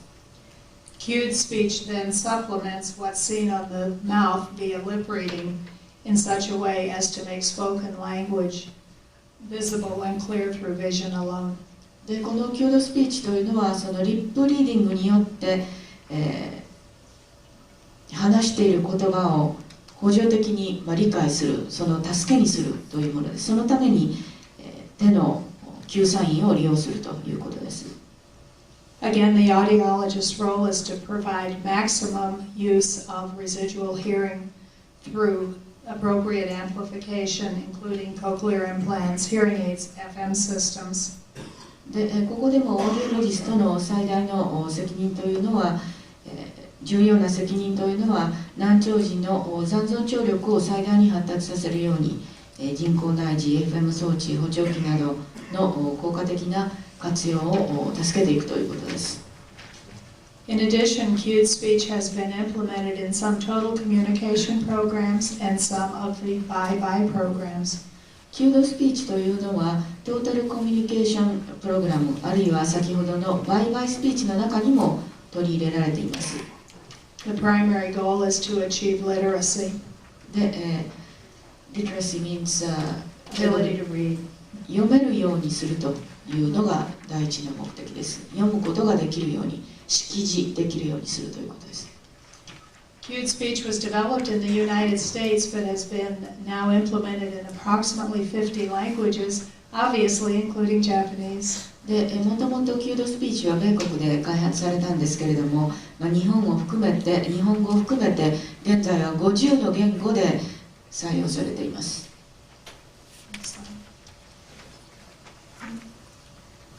The oral approach combines the use of residual hearing as well as speech reading as the primary mode of communication. で、講話法、オーラルアプローチというのは残存聴力の活用と、それからスピーチリーディング、読話を併用した方法です。Again, it's the audiologist's role to provide appropriate amplification of whatever type that may be. で、どういうタイプのものであれ、適切な補聴システムを児童に提供するのがオーディオロジストの責任です。The child with a hearing impairment acquires language through the use of listening and by speech reading.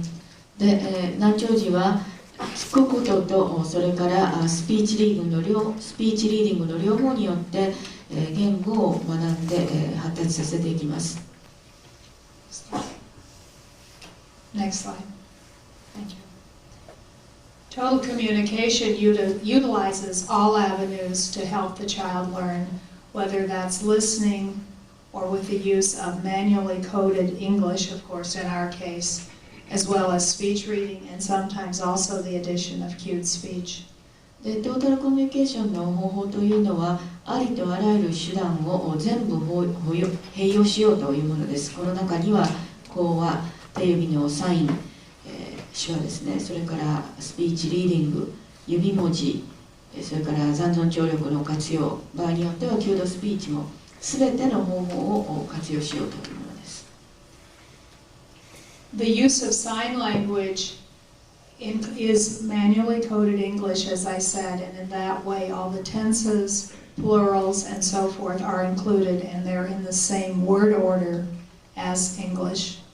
それから英語と同じ文法、語順、そして単数、複数の違いがあったり、過去形と現在形があったりというそのままでそれを手指で指文字で示していくと、そういう意味のサインランゲージもあります。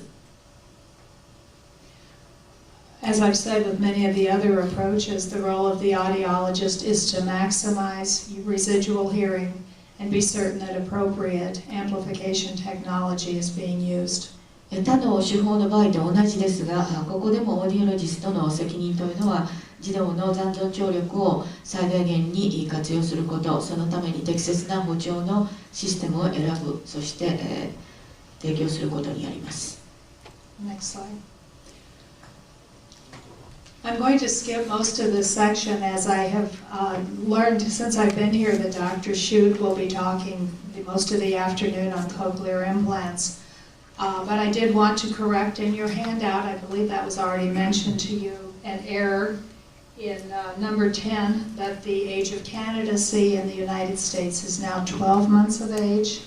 で、実はですね、来日しましてから今日の午後の演者でいらっしゃるパトリシア・シュート先生が人工内耳についてのお話をなさるということを知りましたので、人工内耳については私のお話の中からは大半を削除させていただきたいと思います。ただ一つ、講演に先立ってすでにご案内がありましたけれども、ここで示されております、生後12ヶ月というのがお手元の資料では18になっていたと思いますので、訂正させていただきます。In addition, now children with severe hearing impairments are being considered for implant as well as those with profound impairments. で、最重度から重度の児童の場合に適用があると考えられております。These criteria have been changing over the last few years as we've been gathering more and more information on how well the children with implants are doing. で人工内耳をつけた児童の成果がどうなっているかということについて、ここ 4,5 年いろいろと研究の結果が出てまいりまして、適用基準も徐々に変わってきております。I'm going to skip the next two あと slides, 2枚スライドを飛ばします。 11 and 12, 10時、12を飛ばします。 because those are issues that will be discussed this afternoon. 午後パトリシア先生のお話になると思うからです。I would like to spend just a minute on talking about what I think the role of the educational audiologist is, however, with the implant process. で、人工内耳を取り付けるようになるまでのプロセスにおいて、教育オーディオロジストはどういう役割を果たすべきかについて少し申し上げます。In your handout, you have the position statement of the Educational Audiology Association. お手元の資料の中に教育オーディオロジスト協会の指針表明、ポジションステートメントが入っていると思います。It is our feeling that educational audiologists should be involved in the entire process and be an active member of the cochlear implant team. で、教育オーディオロジストは人工内耳チームの一員として全プロセス、全過程に従事するべきだと考えております。The educational audiologist should be able to facilitate the exchange of information between the school and the implant center.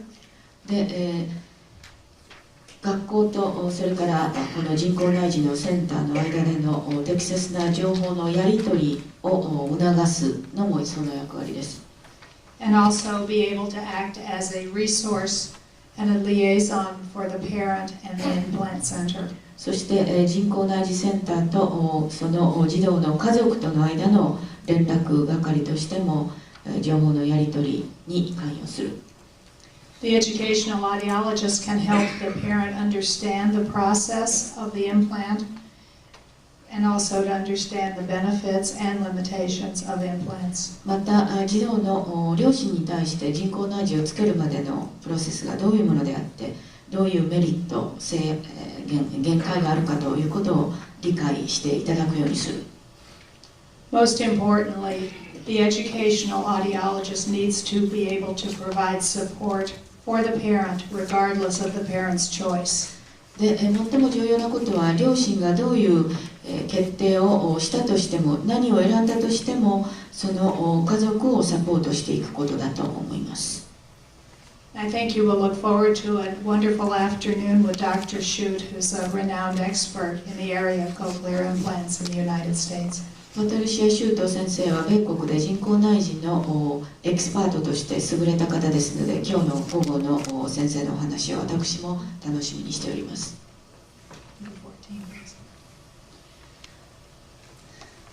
In terms of auditory skill development for children with hearing impairment, it's very important that appropriate goals are established for each child and the appropriate objectives to reach that goal are established.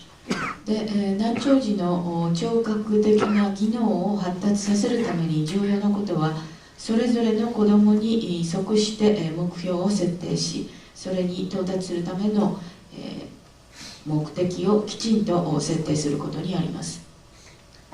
The goals that are developed need to be understood by all of those working with the child, not only the teacher but also the parents and other people that come into contact with the child throughout the day. そしてそれぞれの子どもに適した目標を設定しますとこれはその難聴児を取り囲むすべての関係者に十分に理解されなくてはなりません。学校の教師や親だけでなくその子どもと接触することになるあらゆる人たちにも理解してもらう必要があります。All of these people need to be aware of the child's current level of auditory development and the expectations for that child's continued development. でまずそういった難聴児を取り巻く関係者は現在その子どもの聴覚技能のレベルがどのレベルにあってそれをどのレベルまで高めようとしているのかということを理解しなくてはなりません。The child needs to be encouraged to use his auditory skills throughout the day, and the progress towards his goals needs to be closely monitored. で、難聴児は一日中すべての場面で、自分の聴覚的な技能、スキルを活用することを促され、また、どれだけ進歩していっているかを、定期的に監視、監督する必要があります。Next slide, please. I would encourage you to look at the listening development profile, which is included in your handout. This is a good checklist for the development of goals and objectives. で、お手元の資料の中に聞こえの発達、開発のプログラムが入っていると思いますので、ぜひご参照ください。そこに掲載しておりますチェックリストは、このような聴覚スキルの発達の目標を設定する上で役に立つと思います。In the listening development profile are also criteria for monitoring progress towards the goals. また、子どもが目標に向かって進歩しつつあるかどうかを判断する場合の基準にも、この聞こえの発達プロフィールというのはなります。I'm sure that you, like the United States, have many different curriculum available to you, and this listening development profile can be utilized regardless of what curriculum is being used. で、米国同様、日本にもいろんな種類のカリキュラムがあると思うんですが、この聞こえの発達プロフィールはどういうカリキュラムを採用しておられても当てはめることができる、利用することができるものです。As you will note, the profile is also appropriate for various ages of children, from very young children through high school kids, as well as for children with all degrees of hearing impairment. で、またこの聞こえの発達プロフィールというのは、すべての年齢の難聴児に当てはまります。幼い子どもから高校の生徒レベルまで、それから聴覚障害の程度もさまざまな程度の児童に当てはめることができます。The information in the listening development profile can be directly written into each child's educational plan. また、このプロフィールに入っている情報を個別教育プログラムの中に含むことができます。The next slide, please. 次。Just remembered that I forgot to show you the second half of my videotape, but we'll get to that at some point, if we have time. 時間が許せば、あとまたビデオの後半も見ていただきたいと思います。Okay, I want to talk a little bit about the development of the educational plan for a student with hearing impairment. 難聴児のための個別教育計画 IEP の作成についてこれから少しお話しいたします。As the audiologist, when I identify a child with a hearing impairment, of course I need to refer the child for appropriate medical management. で、まず難聴の聴覚障害があるということが見つかった場合に、医学的な検査とか処置が必要かどうかをまず医療機関にその子どもを送って調べてもらう。これがオーディオロジストの最初の責任となります。But assuming that medical management does not correct the hearing loss, we must refer the child back to the local school district so that his needs can be discussed. で、医学的な治療によって聴覚障害が治らないということになれば、今度はその子が通う地元の学校の中でどういう配慮が必要かということを検討しなくてはなりません。The school needs to be informed that the child does have a hearing loss and what the impact of that hearing loss may be on his educational function. で、まず学校の教育者、担当者に対してその児童が難聴を抱えていること、そしてそれが教育にどの程度の影響を及ぼす程度なのかということについて情報を提供しなくてはなりません。So the child is referred back to the school and a conference is held at the school to discuss what his needs may be. で、その子どもにどういう必要があるのか、教育的配慮をしなくてはならないかということについて学校で関係者を交えて会議を行います。Depending on how well the student is doing in school, the decision may be made to refer the child for further assessment. で、その子が実際に学校で、成績がどの程度いいかということに基づいてさらに、詳しく評価アセスメントをしようということになる場合もあります。If the child is referred for further assessment, that assessment needs to take place in all areas that are impacted by the hearing loss. そして、そういった詳しい、アセスメント、精査をする場合には難聴によって影響が出てくる可能性のあるすべての側面について評価をしなくてはなりません。That is, academic performance needs to be reviewed, speech and language development needs to be assessed, medical history needs to also be assessed, and an interview with the parent needs to occur. でこの詳しいアセスメントの中にはその子どもの学校での成績、それから言葉、言語の発達の度合い、それから医学的なそれまでの起用歴などについて、そして両親との面接によって情報を得るなどが含まれていなくてはなりません。The child's listening environment, that is what's going on in the classroom, needs to be considered, as well as, of course, the child's vision needs to be evaluated, and social emotional development needs to be addressed. で、教室は、ちゃんと聞こえる環境になっているかどうかという教室の、環境の評価、それからその児童の視覚的な能力、目がきちんと見えているかどうかという検査、そして社会的、情緒的にどういう発達状況にあるかということの検査も含まれていなくてはなりません。At this pre-referral conference, these various components are listed and who is responsible for providing them are decided and parent consent is obtained. でまず、そういった詳しい検査をそれぞれの担当者が行う前にですね、最初の会議でこういった項目を検査、評価しなくてはならないということが、リストアップされて、それに対する両親の親の、同意を得なくてはなりません。でそれぞれの検査を誰がするのかということを決めます。When all of these assessments have been completed, the people who have done the assessments, called the multidisciplinary team, get together to review the results of the assessment.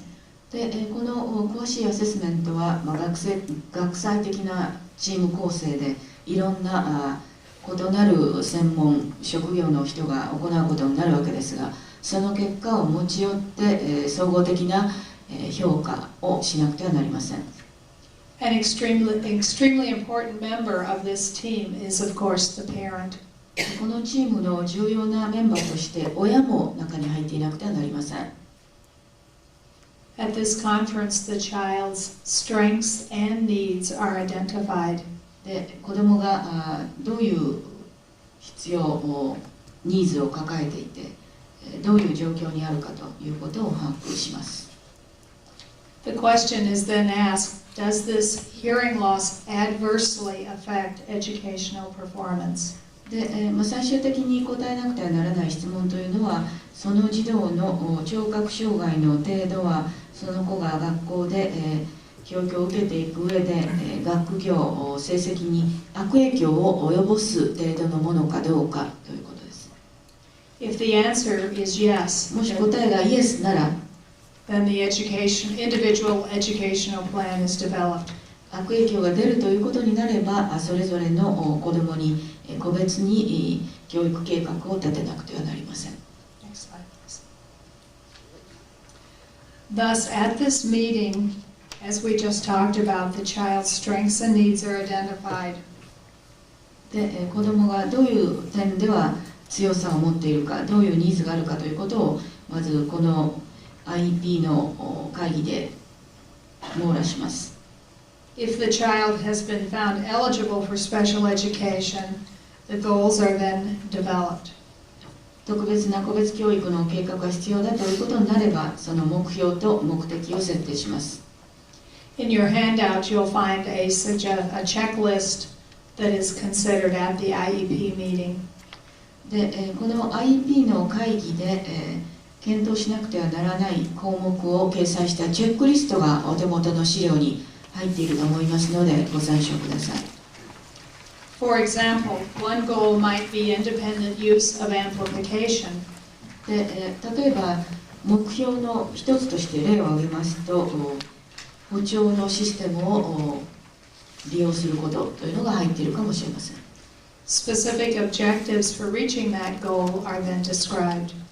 でその設定した目標を達成するためにこういうことをしようという目的が次に設定されます。For example, it might be that the student will be responsible for assuring that he is using the FM system so many days out of so many days. 例えば FM システムは何日間のうち何日は利用しているようにというような具体的な目的が掲げられます。Then each one of those objectives needs to be monitored in some way. で設定した目的は何らかの方法できちんとそれが守られて履行されているかどうかをチェックいたします。モニターします。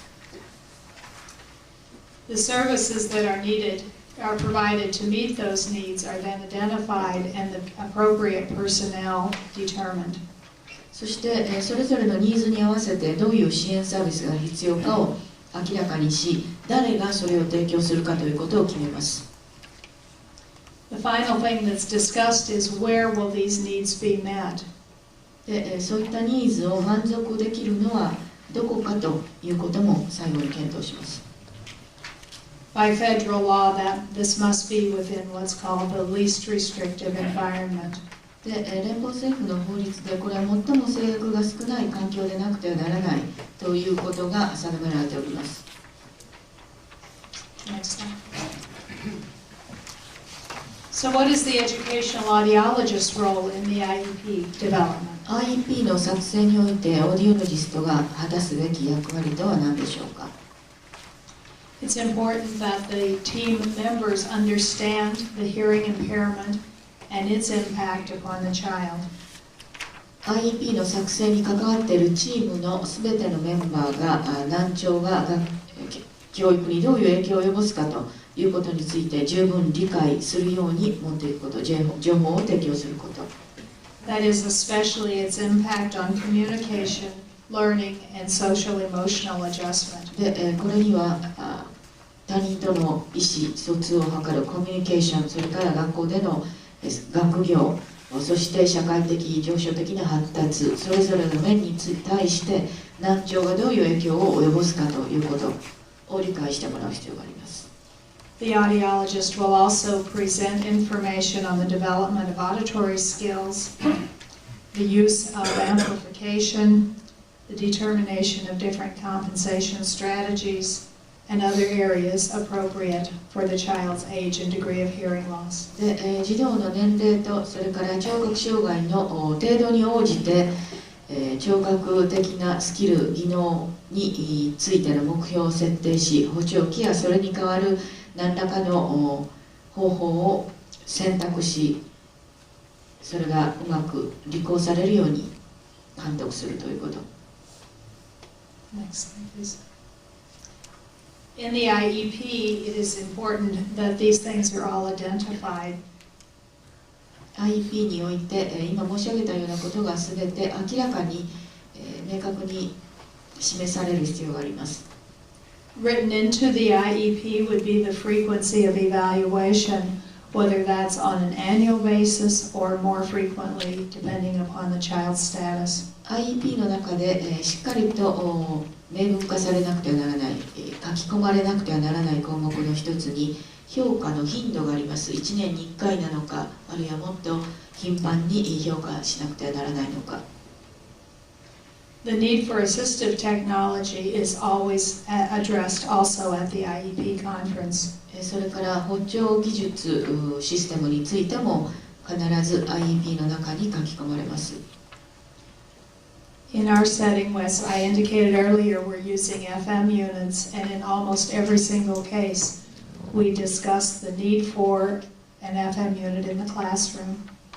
でほとんどの場合 FM ユニットを教室に置いております。それがなぜ必要かということも学校の関係者に説明するのがオーディオロジストの役割です。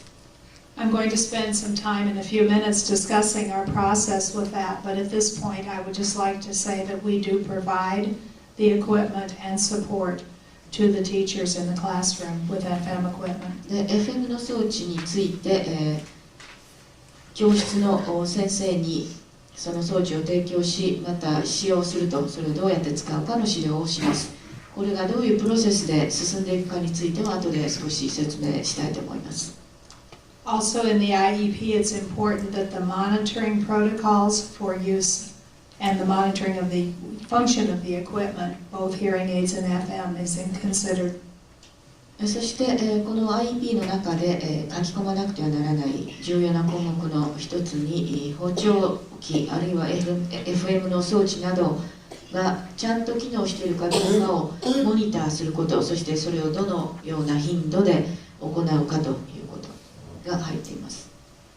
Training in the use of this equipment is not only for the child and the parent, but also for the teacher and in fact even the classmates. でこの装置をきちんと使えるようにする、そのための指導は子どもや親だけではなく、教師また同じ教室で勉強する、クラスメートの生徒たちにも指導する必要があります。As we already discussed, of course, the auditory skill information needs to be in there, as well as the needs for other community resources.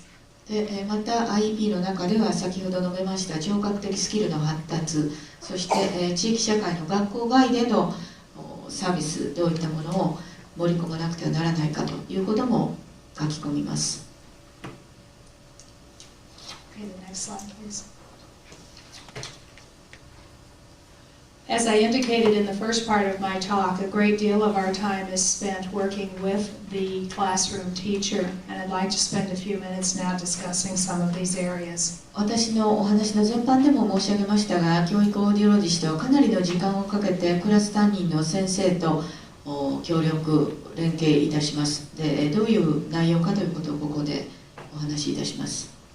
In your handout, you have a general letter as well as some suggestions for the teacher. でお手元の資料にクラス担任の先生に宛てたレターやこういうことをしてほしいというサジェスションについての資料が入っておりますのでご参照ください。As I mentioned just a minute ago, the need for assistive technology is addressed at every IEP meeting. IEP の会議では必ず補聴の技術、システムについて検討されます。In addition, the need for other types of assistive technology, such as the things such as flashing smoke or fire alarms, captioning on TV, note takers in the classroom, all of those are also addressed at the IEP conference. そして、いわゆる補聴装置だけでなくて、どういう他にも役に立つものがあります。例えばテレビでキャプションをつけるとか、煙が出てきたら、光が点滅するような火災報知器とか、あるいは教室であれば誰かがノートテイキングの手助けをするとか、そういう他にも、あり得る代替方法についても IEP の会議で話し合います。Next slide, please. I'm going to spend the next few minutes just with this slide up, as I would like to talk with you a little bit about the FM program that we utilize in my community. 私のコミュニティで採用しております FM プログラムについて少しご説明したいと思います。I'm going to discuss with you who are the appropriate candidates for the use of an FM system. FM システムの利用者として該当するのがまずどういう人たちか。How the use of classroom amplification is implemented in the educational setting. また学校教育環境の中でクラスルームではその FM をどのように利用するか。How the benefit from the use of classroom amplification is documented. で、FM をクラスルームで利用することによってどういうメリットがあるか。How the equipment is monitored and maintained. この装置のモニターまた保守はどのようにするか。And how the staff is trained. で、スタッフのトレーニングはどのようにしているか。などについてお話しいたします。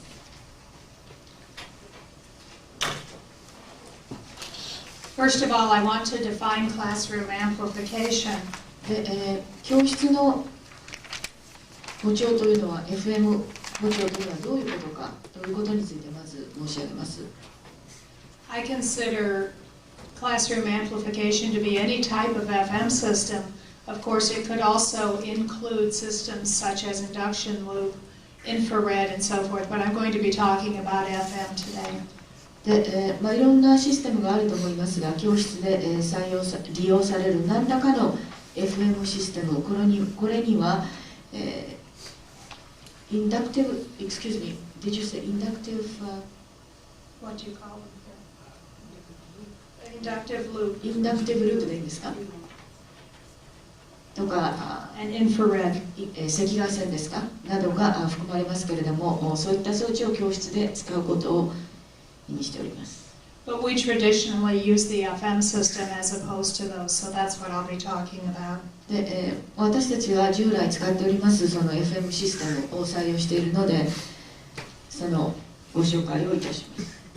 And by FM system, I really mean any type, whether that's the traditional box type, the ear level type, the sound field. で、FM システムというのは、いろんな種類がありまして、伝統的なボックス、箱型のものとか、耳につけるものとか、あるいは音情に対する増幅とかありますけれども。And of course, it also could include hearing aids only. 補聴器だけというのも含まれます。So the first thing I'd like to really discuss is who do we consider as appropriate candidates for the use of an FM system. FM システムの対象となるのはどういう児童かということをまずお話しいたします。Okay, I think that this child in most settings would be considered to be an appropriate candidate for use of both hearing aids as well as an FM system. で、このデータの児童はほとんどの、場面において補聴器あるいは FM システムを利用する該当者と考えられると思います。This youngster had a progressive hearing loss and is now fit with powerful behind-the-ear hearing aids for regular use and with a FM system for use in her mainstream classroom. で、難聴がこの児童はだんだん進行しておりまして、耳の後ろにかける補聴器とそれから教室ではFM システムを使っております。If I use the word mainstream, is that meaningful to everyone?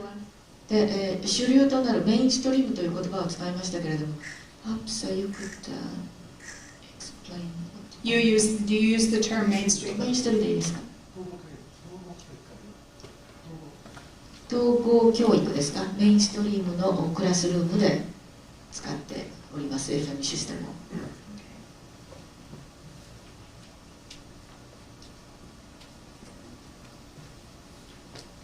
This youngster also, in fact, all of these children are in mainstream placements.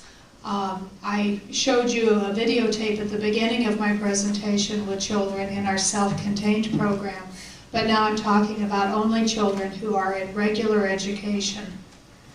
私の全般の話の前に見ていただいたビデオはろうの児童のための学校のプログラムでしたが、ここで見ていただいております児童は全部その統合教育で普通の学校で教育を受けている子どもたちです。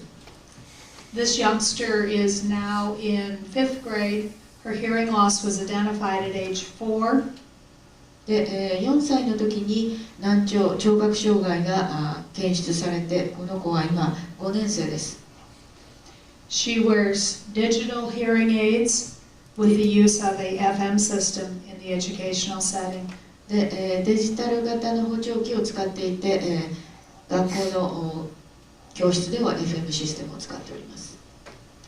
And by the way, this is a behind-the-ear FM system that she is using. 後ろにかける FM システムをこの人の場合につけるですか、耳の後ろにつける補聴器を使っています。I think many of you might question what use this child might get from a hearing aid or from an FM system. で FM システムとか補聴器を利用することによってこの子たちが何を得ているのかと思われると思います。But Jared's the youngster's name, was deafened at age 6 years from meningitis. で、6歳のジェリエットという子供がいまして髄膜炎から聴覚障害になった例なんですけれども、He received a cochlear implant a few months after he was deafened. で、聴覚障害失聴してから数ヶ月後に人工内耳をつけました。And he was our very first student who used a portable sound field system in the classroom setting. で、この児童は教室で、音上 FM システムを利用した最初の児童となりました。ポータブルのシステムを。Are you familiar with the little FM systems that are speaker that sits on the desk? 机の上に小型のスピーカーを置いてという FM システムはご存知ないでしょうか？ No? No? Okay. The system works exactly the same way as a traditional FM system in that the teacher wears a microphone. で、これは仕組みは伝統的な FM システムと同じで、先生がマイクをつけて話をします。And the student has sitting on his desk a little speaker like a computer speaker. で、コンピューターのスピーカーのような小型のスピーカーを難聴児は自分の机の上に置いておきます。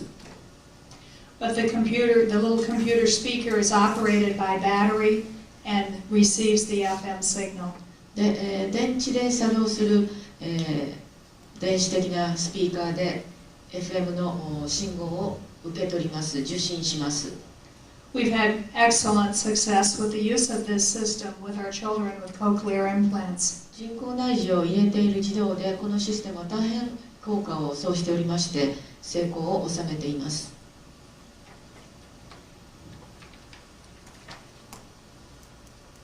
This is the audiogram of, if we have time, I'm going to show you a videotape that I forgot to show you before. The video about this, about this youngster. この児童についてのビデオをさっきお見せするのを忘れた部分ですが時間があれば見ていただきたいと思います。But this again is a kindergarten youngster who uses programmable hearing aids and also that is using a FM system with a neck loop. で、幼稚園の子供で、幼稚園に通っている子供でプログラミングできる補聴器とそれから、首からループで下げる式の FM 装置を使っています。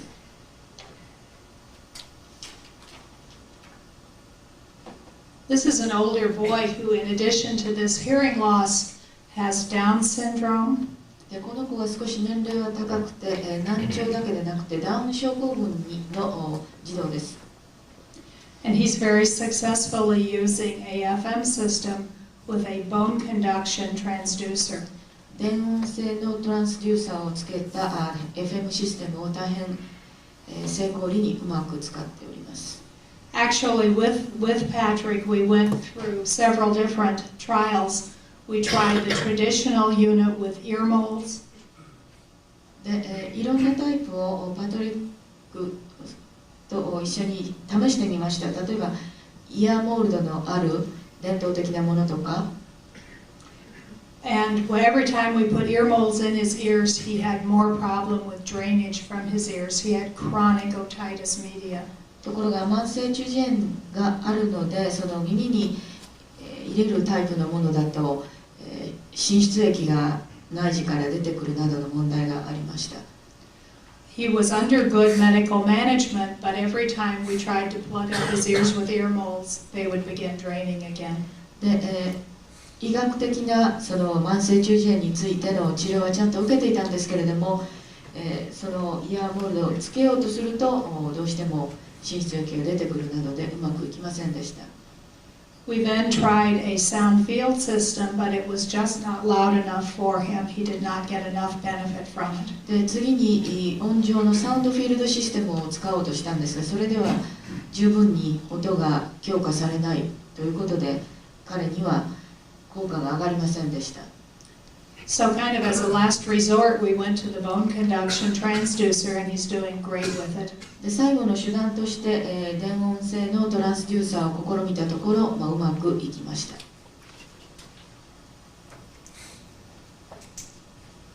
Again, I'm hoping to have time to get to children with these minimal degrees of hearing loss, but I want to tell you that Christopher is a 4-year-old now in a preschool class. でこの子は4歳のクリストファーという子供です。で後で時間があればぜひその健聴者とギリギリのところの感音性の難聴についても話をさせていただきたいんですけれども、Christopher does not wear hearing aids. His mother and I talked about the possible use of hearing aids and she decided against them. このクリストファーは補聴器は使ってません。親に補聴器を使う可能性についてお話ししたんですが、母親が使わないという決定を下しました。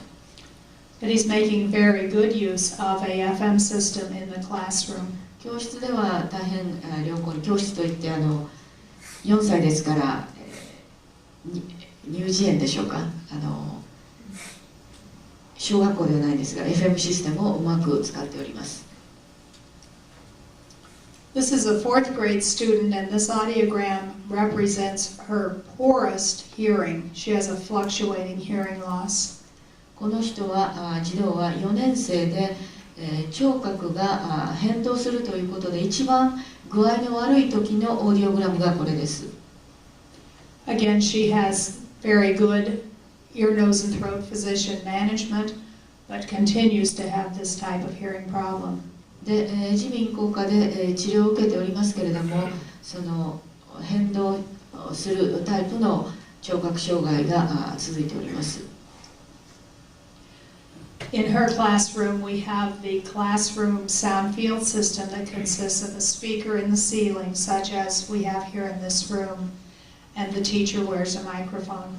で彼女の教室ではサウンドフィールドシステムを使っておりまして、ちょうどこの部屋と同じように天井にスピーカーが組み込まれていて、先生はマイクに向かって話をするという格好になっています。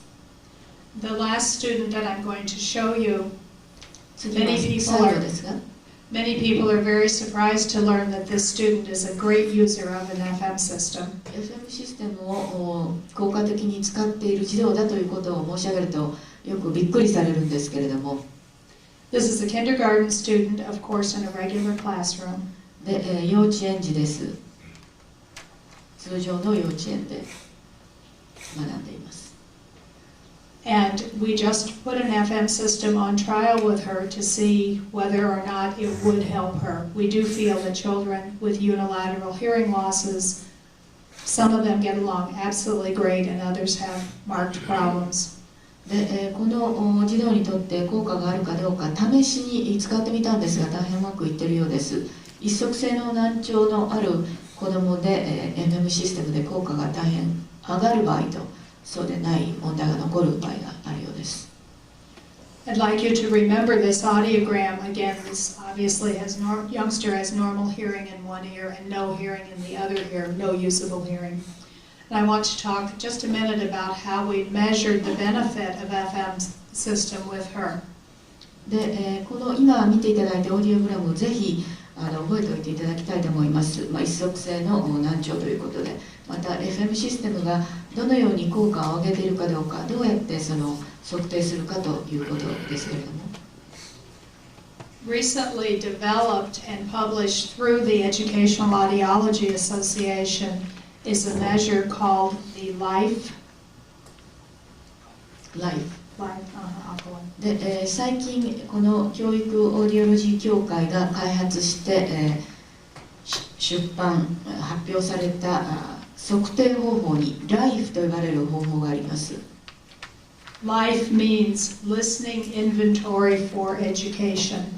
で、LIFE というのは4つの単語の頭文字を取ったもので、Listening Inventory for Education で LIFE、LIFE と。Sorry, but I don't know how else to translate that. What happens in the life is that there are a series of pictures, such as are up on your screen. There are 15 of these situations. で今出ておりますように、このライフというのは一連のその絵とか図が出てきます。で15種類あります。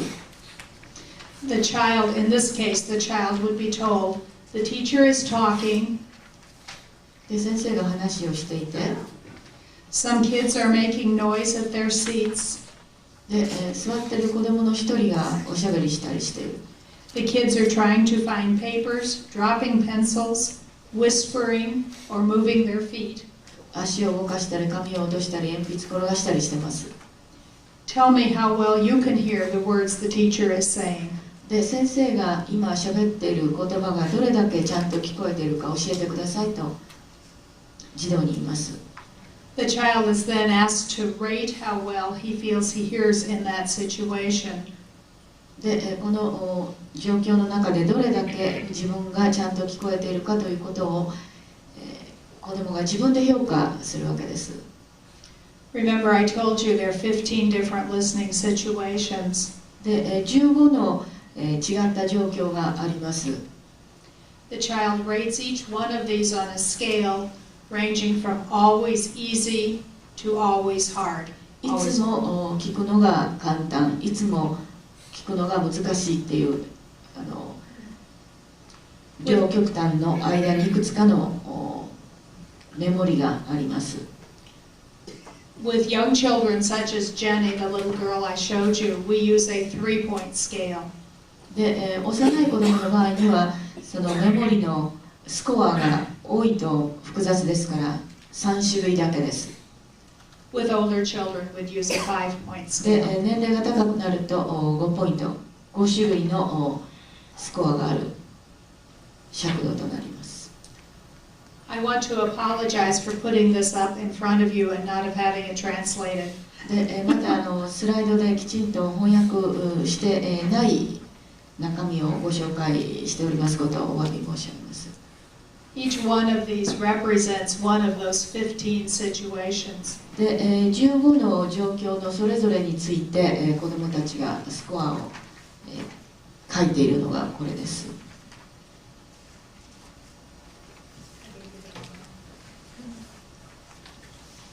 I guess it doesn't make a difference, but I gave him the wrong one. ちょっと今間違ったのを最初に渡してしまいました。These are the 15 situations that are rated, and then the rating scale is across the top. で、15のさまざまな状況、場面でどれだけ聞こえるかということのスコアが右に。The situations, this is given both before the trial begins and then at the end of the trial so that a comparison can be made. Trial of the FM system. Yes. で、これをまず最初に FM システムを使う前にこの表で評価をして、それから FM システムを使ってみて、その後評価がどう変わるかということで前後の比較をいたします。This gives us a way of comparing on a fairly objective measure whether or not the child feels that there's benefit from the FM system. FM システムでメリットがあるかどうかを子どもがどう感じているかということを、かなり客観的に使う前と後で比較できる方法です。Let's bring it down a little bit. Okay, this is the teacher scale. The teacher is also asked a number of questions and is asked to rate the child's performance. で、子どもが自分で評価するだけでなくて、教師も同じような質問に答えて、その聞こえている程度を右のスコア、スケールとして答えなくてはならないようになっています。これは教師用のものです。For example, the first question the teacher rates is focus on instruction has improved. で、例えば第1の項目は、先生の指示に対して、子どもが注意を集中する度合いが改善したかどうかということについて、採点というか評価しています。Then she rates whether she agrees with that, whether she has not observed a change, or whether she disagrees. で、改善したと思うかしてないと思うか、変化に気がついてないか。There are 16 questions. 16の質問項目があります。 Let's move it all the way up so they can see the very bottom. Then at the very bottom, those are scored, are added up, and are placed on this rating scale. で、それぞれの質問項目に対する、スコア、これを全部足し算しまして合計点を出してきて、その合計点に基づいて一番下にあります横軸のどこに来るかということを見ます。On this scale, on the far left side, strong support for positive change. Use is highly recommended. で、この横軸一番下に載っております軸の左端がそういった補聴サポートが大変望ましいと勧められるというものです。The middle point is no change. Benefit of use is not identified. で、真ん中にゼロというのがありますが、これは使っても特にメリットが認められない、変化なしというものです。And of course, at the other end would be that there was a negative change, that things got worse with the use of the FM system. 右端はちょうどその逆で FM システムを使うことによってむしろ弊害が認められたと、マイナスの効果が現れたというもの。In addition, the teacher is able to write in comments, and in this case, she said, it seems to have helped most when background noise is involved. で、背景のノイズ、雑音があるような場合に最も役に立つと思われるというコメントを追記しておられます。先生の、コメントも追記する欄があります。Use of this measure has given us a great deal of information and has helped to convince the school districts that they need to buy equipment for their children. で、このような、客観的な測定の方法を編み出したことから学校に FM システムを買ってくれという説得をする場合に大変有効な情報を提供することができるようになりました。So those are the children that we feel may be candidates for use of a FM system in the classroom. 教室での FM システムを使うことで、恩恵を得ることができるであろうと思われる子どもたちについて、少しご紹介いたしました。Thus, you will remember I earlier said that we always consider the use of an FM system, and that gives you an idea of many of our children, the types of hearing loss they have that are using it. で、前述いたしましたが、FM システムの使用ということは、すべての児童の場合に可能性を検討いたします。The child participates in a trial with the equipment after they've been tested with the equipment at our audiology facility. で、子どもも試しにその FM システムを使ってみてどうかということを評価するということに参加するわけです。The trial starts with a meeting at the child's school to discuss the appropriate use of the equipment. で、学校で会議を開いて適切にその装置を使うにはどうしたらいいかということを説明するところからトライアルというのは始まるわけです。試験的な利用というのは。And the trial lasts about 4 to 6 weeks. で、4週間から6週間期間としては設けられています。At the end of the trial, a meeting is held, and these various questionnaires are discussed. で、試しに使ってみる期間、4週間から6週間終了しましたら、先ほどご紹介したような質問に答えてもらって、それを評価いたします。So that's basically what we do with the use of FM systems in our システ county. ムをどのように私のカウンティでは、地域では使っているかということをご紹介しました。Let's go to 23. 23にお願いします。So I kind of diverged a little bit, and I guess I really wanted to tell you about what we're doing with FM equipment, but I'd like to return to discuss some of the other things that we do in the classroom. で、クラス担任の先生との連携、教室で何をするかというところから少し話がそれて FM システムについてご紹介したのですが、話の本筋に戻りたいと思います。We work closely with the teacher in trying to determine the best place for the child to be sitting so that he's able to see and hear the best in the classroom. で、まず教室のクラス担任の教師と十分に相談をして難聴児の座席の位置を決めます。最もよく聞こえ、最もよく見ることができる席を与えます。We also work with the teacher in arranging different alerting signals, such as having the child make a signal like just raise their hand if they've missed something. で、何か聞こえなかった時には手を挙げるとか、そのサインを決めて、子どもたちと先生の両方がその合図によって状況を察知することができるように、これもオーディオロジストが仲介して取り計らいます。And we also work with ways of including the child and having him included by his classmates. また難聴児がクラスメートと一緒になって学習できるように、雰囲気を作っていきます。We recently had a case of a youngster who had a hearing loss caused by treatment for his cancer. で、最近担当した児童、難聴児でがんの治療によって聴覚障害が生じた子どもがいました。His hearing loss was of course related to the chemotherapy. つまりがんの化学療法に関連して出てきた聴覚障害なんですけれども。One of the students in the class, when he realized that Jarrett was missing information, で、クラスメートがそのジェリットという生徒が聞き落としによって情報が十分に得られていないということに気がつきまして、built a little light switch attached to a battery so that he could push the switch and have a little light up on Jarrett's desk when he missed something. 何かよく聞こえなかった時に、信号が出せるように、電池で作動するライトがチカチカするような装置をそのクラスメートが発案してその子の机につけたんです。That's the way we try to include other kids in working with our kids with hearing impairment. で、難聴児を支えるようにクラスメートがその努力に参画するようにというのはそういう意味なんです。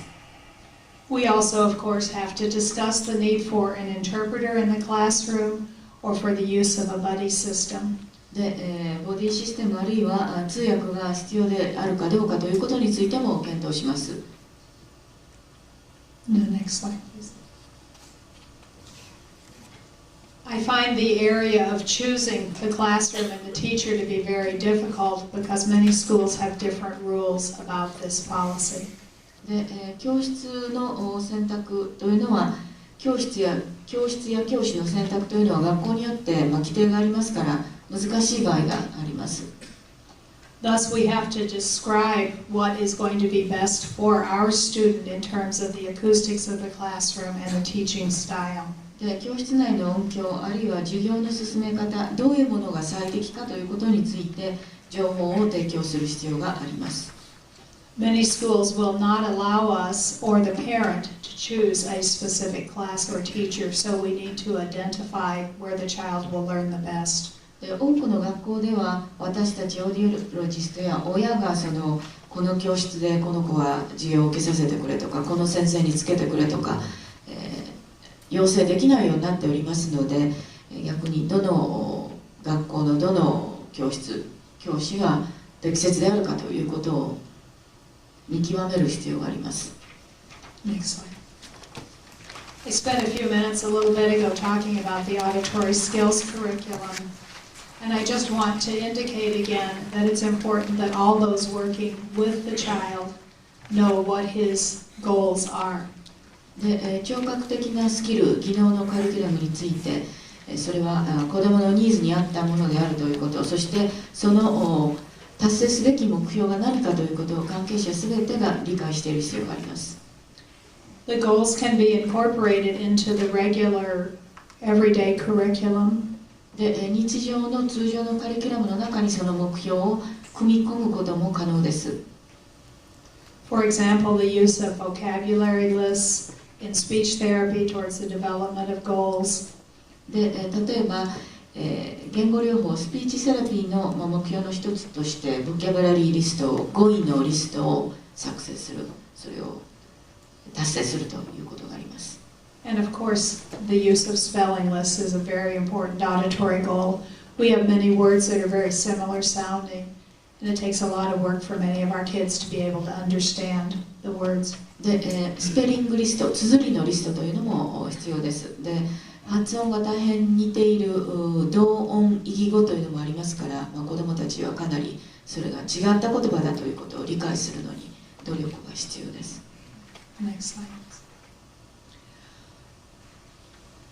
I had indicated how important it is that audition be considered a very important part of a total communication system. トータルコミュニケーションシステムの中で、聞くことというのは大変重要であるという話を先ほどしましたけれども、Throughout the school day, it's important that the teacher require the child to use his auditory skills.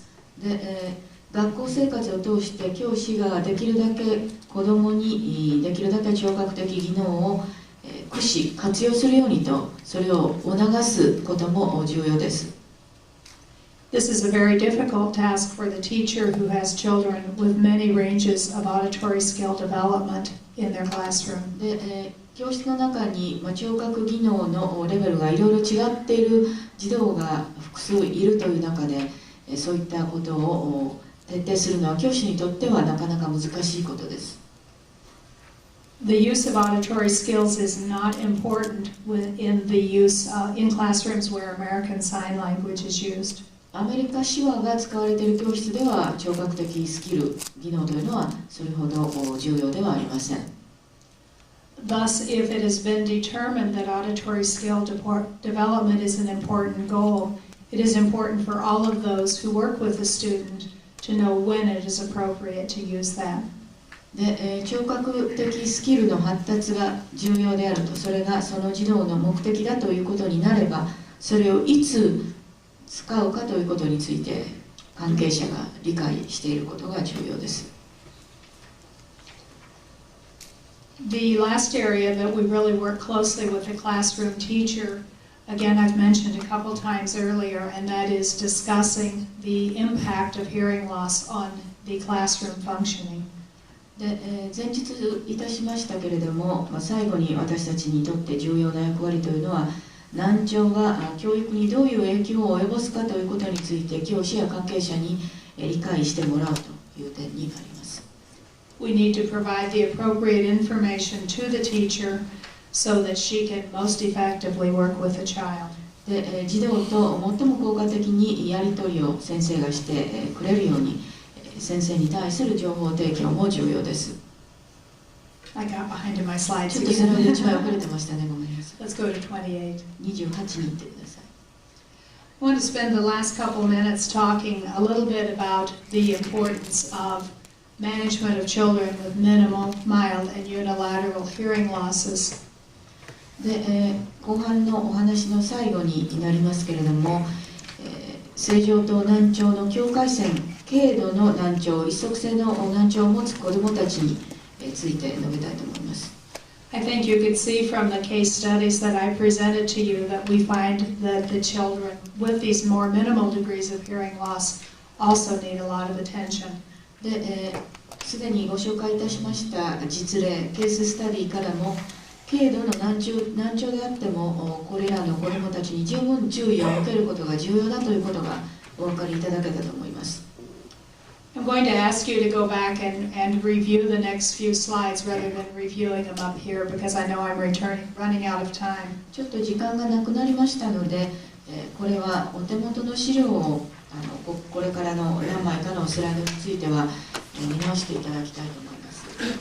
Just to summarize briefly, we talked about prevalence versus educational significance of hearing loss. で、まず一つのポイントとして、発症率、発生率とそれから教育上に影響が出てくる率とは違うということ。And I want to just spend the last few minutes talking about how hard it is for many children with minimal hearing loss in the educational setting. で、教育、学校の中で軽度の難聴があってもその子どもたちにとってはその教育を全うすることが大変難しいということを最後に申し上げたいと思います。33。Thank you. Sorry, I kind of goofed everything up here because I decided to skip those slides since we talked about them earlier. But I'd like to spend just the last few minutes talking about the study that was published by Fred Bess of Vanderbilt University about a little over a year ago now. 今から1年ほど前にベンダビルト大学でフレッド・ベスらが発表しました研究の内容についてここで少しご紹介したいと思います。The focus of this study was on children with minimal degrees of hearing loss, that is, hearing loss that is often not identified in many of our schools. でここで扱っている難聴の子どもというのはごく軽度であって見逃されてしまうことも多い、そういったレベルの難聴の子どもの率です。One of the most important things that Dr. Bess demonstrated was how much difficulty these children have academically. で、学業をきちんと収めていくということについて、この軽度の難聴を持つ子どもたちにとってそれは大変大きなハンディとなっているということをベス先生の研究所見は示しております。He also demonstrated that these children had difficulty making friends with their peer relationships and also that their self-esteem was affected. そして友達を作るのも仲間を増やすこともできない、難しい。そしてその結果、自分に対する評価も低くなりがちであるという研究結果が示されています。Next slide. In graphic form, this shows the statistics which were on the slide before, indicating that at the third grade level, approximately 29% of the children had been kept back a grade. They failed to be promoted. At the sixth grade,先ほどのスライドをグラフに示したものですが、3年生で 29% が次の学年に進学できない、いわゆる留年している状態です。That was compared to the average retention rate at the third grade of only 3%. で、一般の子どもたちの留年、進学できない、落第している率は 3% なんですが、これに対して軽度の年長がある場合には3年生で 29%。As the children progressed from grade to grade, it was found that more and more of them were retained, as can be seen in this slide. でこのスライドのグラフが表しておりますように、学年が高くなればなるほど次の学年に進級できない、留年してしまう子どもの率が増えております。Next slide.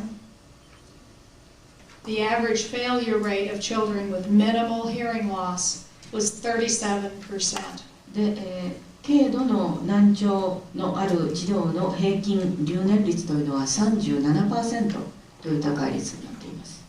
That's approximately 10 times the failure rate of a normal hearing child. でこれは健聴児の平均の留年率の10倍です。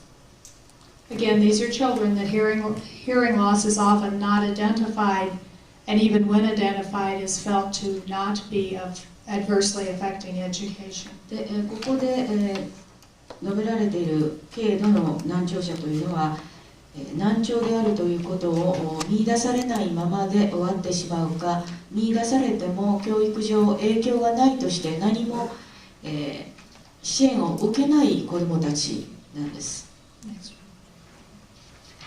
The same has been reported for children with unilateral hearing loss, such as the little girl whose audiogram I showed you earlier. で先ほどオーディオグラムをお見せした女児がいましたけれども、彼女のように一足性難聴の場合にも類似した留年率が出ています。Two different studies have shown the impact of unilateral hearing loss on educational functioning. 2つの別々の研究から一足性難聴でも教育学業に大きな影響が出ているという結果が出ております。Next one.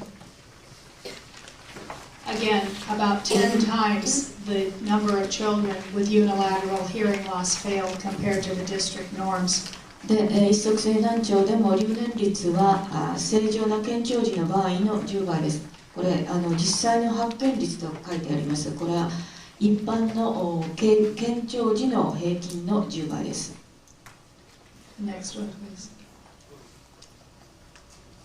Thus, to summarize this data, children with minimal sensory neural hearing loss or unilateral hearing loss have to be in every classroom.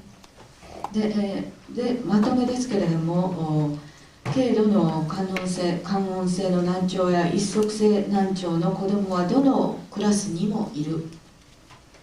These children are at great risk for academic failure. で、これらの High frequency hearing loss. オーディオグラムを見ていただいた高周波の部分の軽度の難聴のある男の子です。This is my facility. 私の管轄の施設です。And one thing I want you to observe is that we always have the parent accompany the child to the testing. 試験の時には、検査の時には必ず親にも来てもらいます。We try to make the parent feel a part of the evaluation process. 評価のプロセスに親も参画してもらうという方針です。Of course, like all children, this youngster had to set each one of the little toys up before we could start the testing. で、おもちゃを全部出してから検査という。I want to get my otoscope, okay? I'm going to peek in your ears. The evaluation typically begins with an otoscopic evaluation of the child's ears, just to determine whether there's any contraindication to using some of our probe tubes. Okay, I'm going to peek in your ears. まずオートスコピーを使って耳の検査をすることから始めま Oh, す。 what a good ear you got there. Let's see this one. Okay. didn't want to do the video. He said, I didn't want to do this こ video. れ嫌だって、ビデオは嫌だって言ってます。 Here. We're going to put You'll this note in your that ear. we are attempting to use insert earphones now rather than the circumaural earphones. your ear. で、 They're superaural. イヤホンは中に耳の中に挿入するタイプのものを使っています。 Okay. And you'll see that the mother helped clip them onto the back of his shirt. で、シャツの後ろに留めたり、クリップで留めたりするのを母親が手伝っています。 Okay. Okay, we'll set them all up, okay? He's most concerned about being sure the animals are set up properly. おもちゃの動物をきちんと立てることに子供は夢中になって、そっちにばっかり気がいっているようです。 Okay, using the insert earphones, we would have obtained a complete audiogram, pure tone Hold it up audiogram. by your ear. で、耳に挿入するタイプのイヤホンで、 Wait for me 完 to tell 全 you な to オー put デ it ィオグラム in, を okay? 記録できます。 But in this case, I'm really just working with speech. で、スピーチ、発話についてこの場合は見ているんですけど。 This child really is capable of raising his hand when he hears the stimulus. However, he has a lot more fun if we use play audiometry. で、この子供は刺激に対して手をちゃんと上げることができる状態です。 Put it in. Okay. Hold it by your ear. Put it in. At this point, I'm just obtaining a speech detection threshold. Put it in. で、 Okay. 発話の Now, Matthew, can you say some 鑑 words 別 for me? がスピー Can チ you を say ちゃん hot dog? と鑑別できているかどうか、その敷地を今測ろうとしています。 Baseball? Then I'm moving to a speech reception threshold. We use two-syllable words for obtaining that.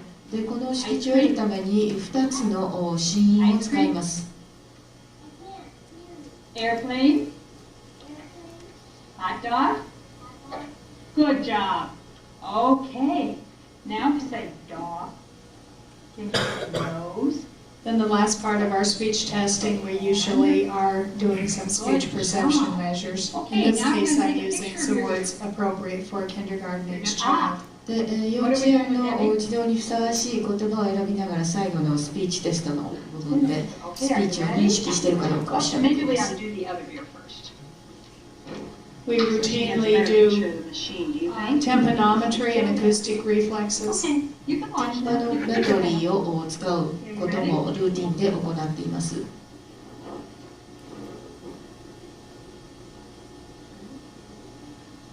Yay, look at the mountain you made there.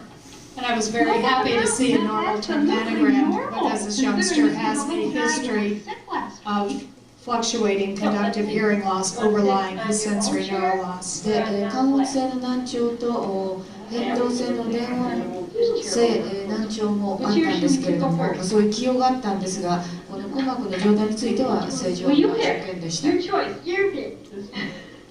We then moved to another room and did otoacoustic emission testing. で、次に別のルームに部屋 Can に you 行き take ま your し hearing て、 aid off for me, please?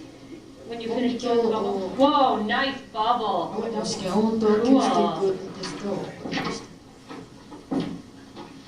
Whoa, you Off did comes the very well. hearing aid. Used to で、これが This is, I picked the right side. this is another one of the audiologists on my staff who's doing this testing. で、このテストをしているのが私のところのスタッフのオーディオロジストで What I'm す。 going to do is put this in your ear, これ補聴器 and です you just need to sit very still. We're going to stop blowing bubbles for just a minute. We're trying to encourage him to stop blowing A the real bubbles. bubble machine. Okay, バブルを作るのはちょっとやめなさい so って I 言ってる think ん you ですけ sit ど、 really, really still. We can watch your computer screen and go real fast, okay? You can hold that, but no blowing for a minute. No! My cord's all over the place. Just find it. Okay, ready? Here we go. Watch.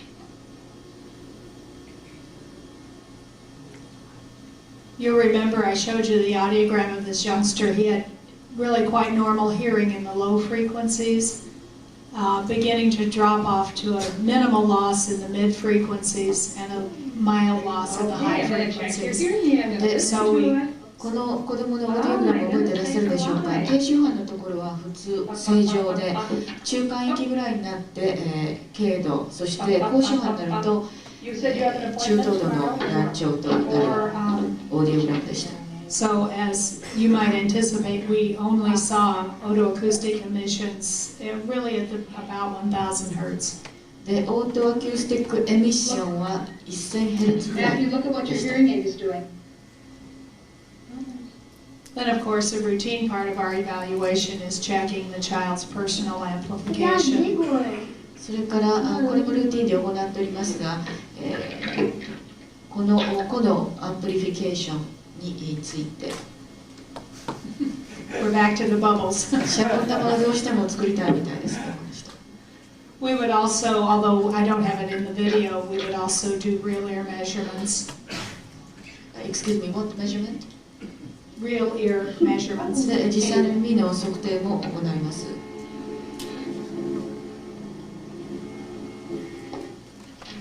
There's one. You put these on yourself? Okay. He did not put his own hearing aids in again because I think he was too interested in the bubbles. で、補聴器よりもシャボン玉のことしか考えてない。 I think I saw you initially over Christmas break. Then the last part, of course, is the feedback to the parent, discussing what we've done during the day. で、最後に親にどういう検査をしたのか、その情報を提供します。 What was in his ear? Oh, look at the bubble on my chair. You like that bubble juice, huh? Okay. Okay, Matthew, I'm going to go over this with your mom. Okay, this picture. I think we of can your shut. ear. I think we can shut the video Okay. off. We just これ reviewed で the ビデオは hearing 結構で loss. す。 Okay. Oh. You remember that we look at here. And we just review the hearing loss, of course, and then spend some time discussing the child's performance with amplification in everyday settings, as well as the video went on to talk about how is he doing with his FM system. His mother said it's made a tremendous difference in his life. で、この中で、最後に親に説明していたのは難聴について、どういう状況にあるかということを説明して、それから日常のビデオで出てきた環境の中で FM システムの補聴がどれだけの効果をもたらしているかというようなことについて親にフィードバックを提供しております。ありがとう。ご清聴どうもありがとうございました。